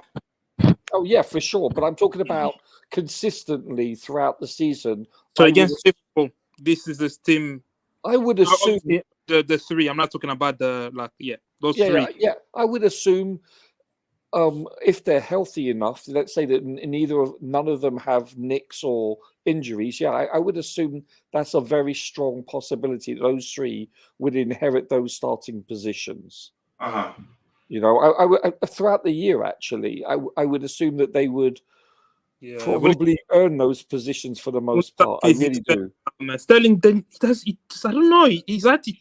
I don't want to judge the person because I don't know him. I don't know him in real life. Listen, I've watched him a lot, Rodrigo, from his Liverpool days to his City days to his, including his England days. I've never been impressed with him. As I said, though, you have to give him credit. He does have positive attributes, but in my opinion, I wouldn't mind us seeing him sold on, move on. Against Rex, I have to say, it was one of our worst players. He was horrible yet again. But you know what, though? We have to give him the benefit. Roger's cousin. Okay. Yeah, we have to give him the benefit of the doubt. One doesn't know. He could excel this year and be an outstanding player. One doesn't know. But I think it's a safe assumption on my part that this will not transpire based on what I've seen over the length of his career. Just being honest with you. Yeah, and Chelsea Ultra don't get confused. That's how it is with us. We let it flow. That's why we stream so long. But again, I hope you're coping with your situation very well. We keep praying for you. Your family now. Now, my bad, I'm having a rough day with the epilepsy medication. It turns me a bit. No, just don't go to that extent. But feel better, brother. We're with you. We understand. You're a human being. I think nobody's perfect, and I'm sure all the panelists can agree to that. I'm not always. Don't worry. We love you already. Your comments has been excellent, really. Your contributions has been aligned with the current topic, and you make so much sense that I wouldn't even say your comment doesn't make sense, let alone say you're stupid. So don't worry about that. Sorry to hear, mate. and this is it too. Yeah, you see somebody that can identify with what you're talking about. It happens, bro. We don't judge here. We don't. That's who we are. You're entitled to your opinion, and your opinions have been excellent.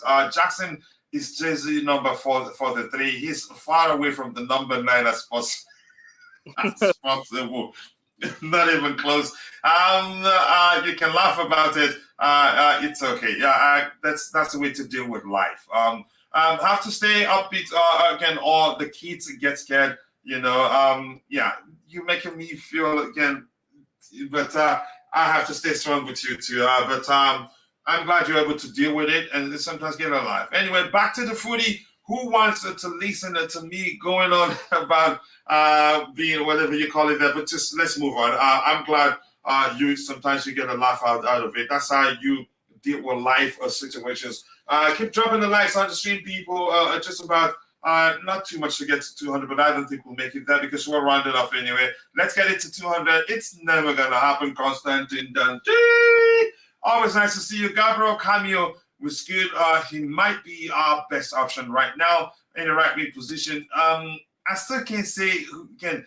If you ask me to pick one of two, one of him and Madueke, I'm not gonna do that because I don't know. We can have them compete because they're both good. Madueke is different, but what I like that's special about that Gabriel is that 1-2 given. He gives you the ball, and as the ball gets to you, he's visualized his next move. Exactly. And ready to facilitate his next move. And if you understand, you give the ball back to him again. We haven't had such a player for a zillion years. We haven't. So that's different from how Madueke operates. Madueke likes to drive with the ball at the players, dribble, and then you can say dribble past players and all that. But I like the way what's his name? Gabriel played in that there. I think he has a place, even if that doesn't matter. He'll be fighting for places with Madueke, but that may well end up being the case. Even if that end up being the case, I like them both. They differ in what I just explained. Jesse, after one start versus Wrexham, yeah. Malo Gusto, Rodrigo, you're the name pronunciation specialist here. Is it Malo or Melo? Malo. Then is it Gusto or Gusto? Any Portuguese in the chat? Does his name means bad taste? But he's yeah, because Malo means bad and Gusto is taste. He's French. No, he's Portuguese heritage. The name French again, but it's of Portuguese heritage. Okay, you said it's Malo Gusto, not Gusto. That to me sound like bad taste in either Portuguese or Spanish. But it's Gusto. Yeah, Gusto. Yeah.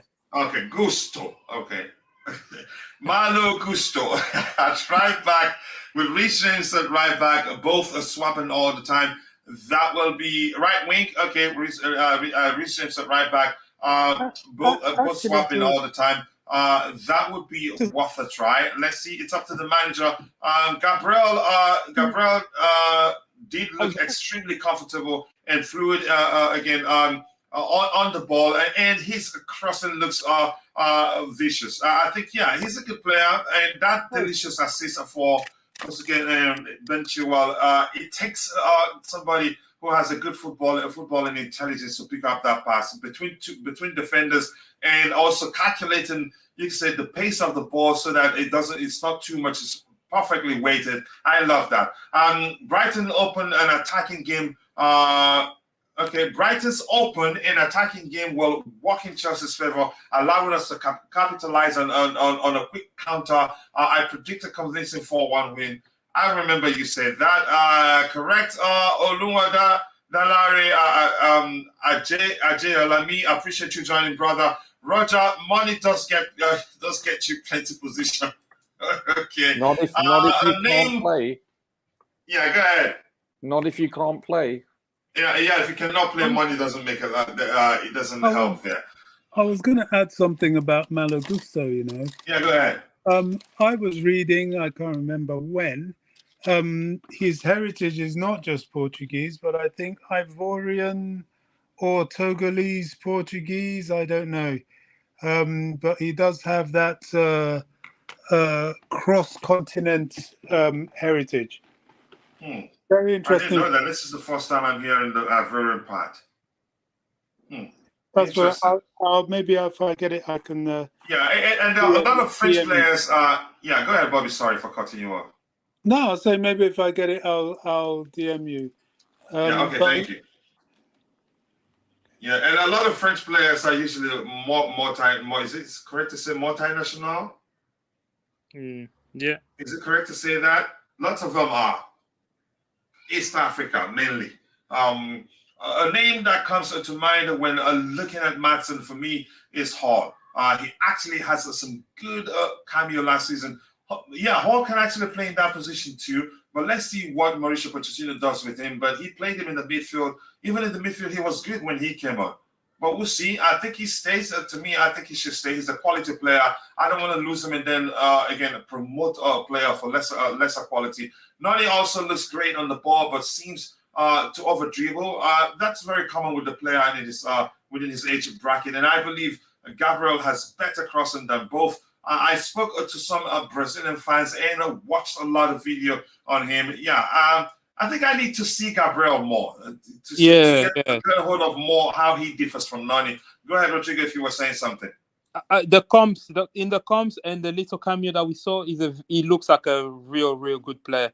And for me, what really stood out for me is intelligence. He's not he's not using like his pace or strength. It's just his brain. His brain is like working it. Yeah, he's a very good player. Yeah, I loved it. I loved it when you said that.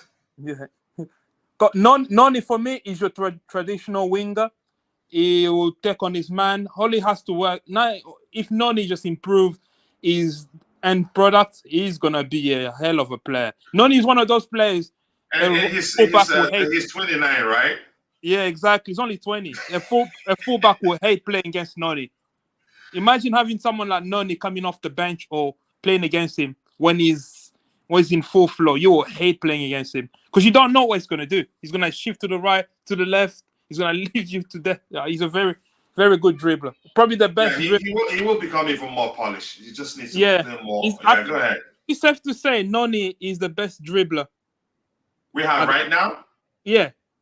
Obviously, we don't know the other kid. We barely seen them, but from the players that we know, he's a better dribbler than Sterling. Probably. Oh yeah, probably right now. Sterling actually dribble. Probably Modric has a different way of dribbling, more speed and strength rather than pure like standing up your fullback and 1v1. So I think Madueke is good player. Yeah, thank you so much. Hall for left wing. Yeah, no. I think he can actually he puts Maatsen there then. But let's see. Okay, Rodrigo says no. Let's see. Roger definitely voted a no on Brexit. Likes to answer you. I don't want to get into politics right now, and Glenn is starting something. Not my opinion. Rodrigo, you opened the purgatory by mentioning that. Okay. Gusto means taste. But overall, Rodrigo said both names means a bad taste. I'm not sure. Was that what you were saying? Both names? It means. But I was just asking if I'm correct. I think it does, but I'm just Both names, okay. Yeah, malo gusto. So malo means bad, and then gusto means taste. So if put 2 and 2 together, so he's going to be bad taste to opposing teams. Sorry, all right, Bobby. All right, thank you so much. Much love to you, Bobby. You hit on the head. He has everything I said, plus the intelligence. This is what all the Brazilians are saying. He would have had 2 assists that Sterling header was on the plate. Yeah, Sterling should be putting that one away. But Roger, do you think Gabriel stays, or do you think he leaves? It's too early to tell.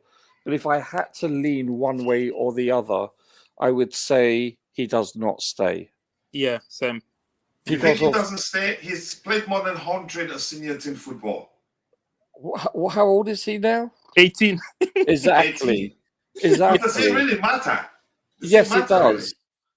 Yeah, because if we had a very senior team, I think then, okay, that's fine. But when you consider across the board, we are exceptionally youthful, I think that plays a part. I'm not saying that's the deciding factor entirely, but I think that's a contributing factor in the decision-making process. I think that, I don't know. I think we are. Listen, I haven't seen enough of him either. Listen, if he, as Bobby says, if he is good enough to play, then age would not come into it as much. But I haven't seen enough of him. You know, a sampling size is very small. Yeah, his thing. I agree with you, but something else I want to say is this: we don't have any player of similar quality. So that may well be the point to keep him, the big reason to keep him, but that's just my opinion. I think he stays. Honestly, he's different. Possibly. But Rodrigo, you go ahead. What do you think? I agree with Bobby. I think he's gonna go on loan. I have that sneaky feeling. If he plays in the Brighton and then the next preseason and he's performing to a higher level, and we don't sign another attacker that can play as a 10 and slash right winger, then he will stay. Right now I still feel like he will probably just go on loan to Strasbourg. I want him to stay. I want him to stay because I was because impressed. He's different. It's simple. He's different. He offers something different. That's how I see it. Completely different, yeah. It's like a better version of Ziyech. It's like, it's like the Ziyech that we never got.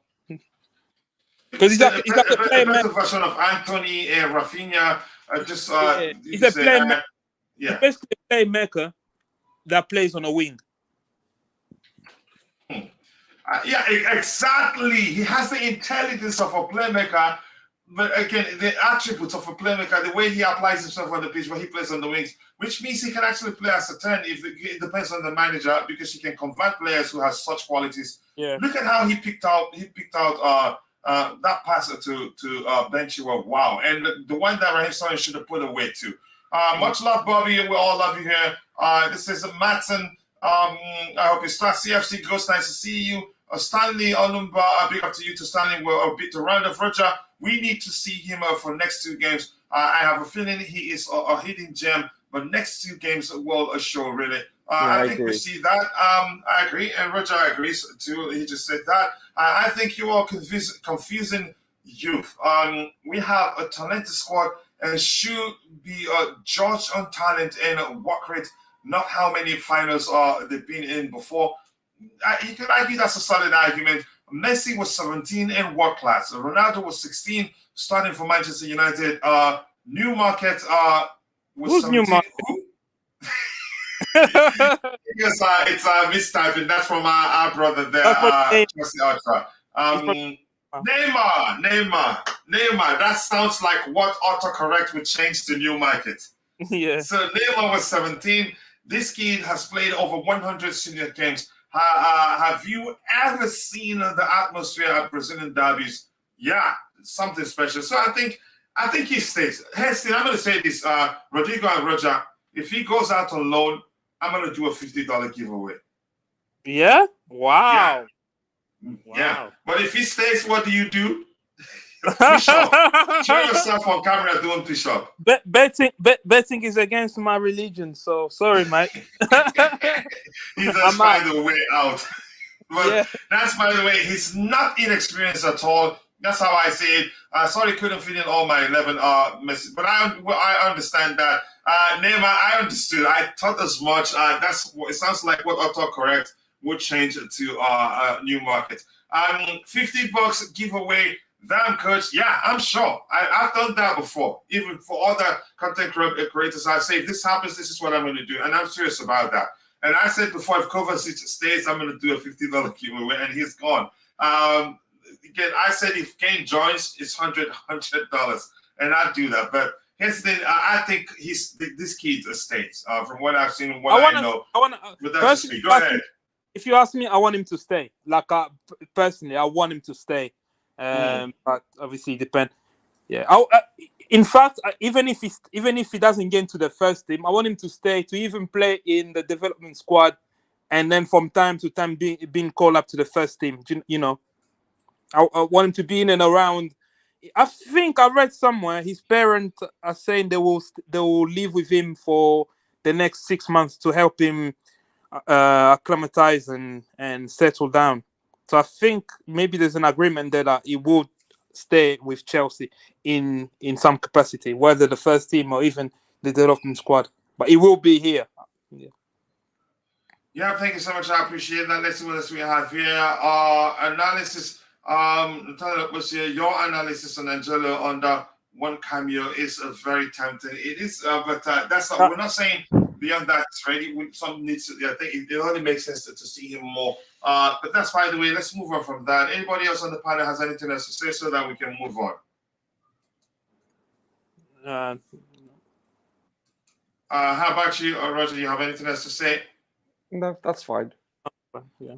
All right, I want to say thank you to everybody in the chat, to the panelists, Roger Pop, Rodrigo, and Bobby, who was here. And also I want to say thank you to Chelsea Ultra for joining. JC, I appreciate you you finding the time to join. And Jackson CFC, I appreciate you joining.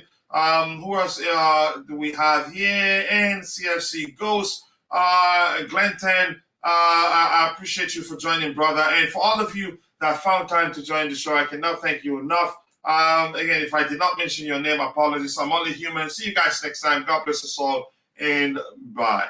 Thank you, gentlemen. Thank you. Bye.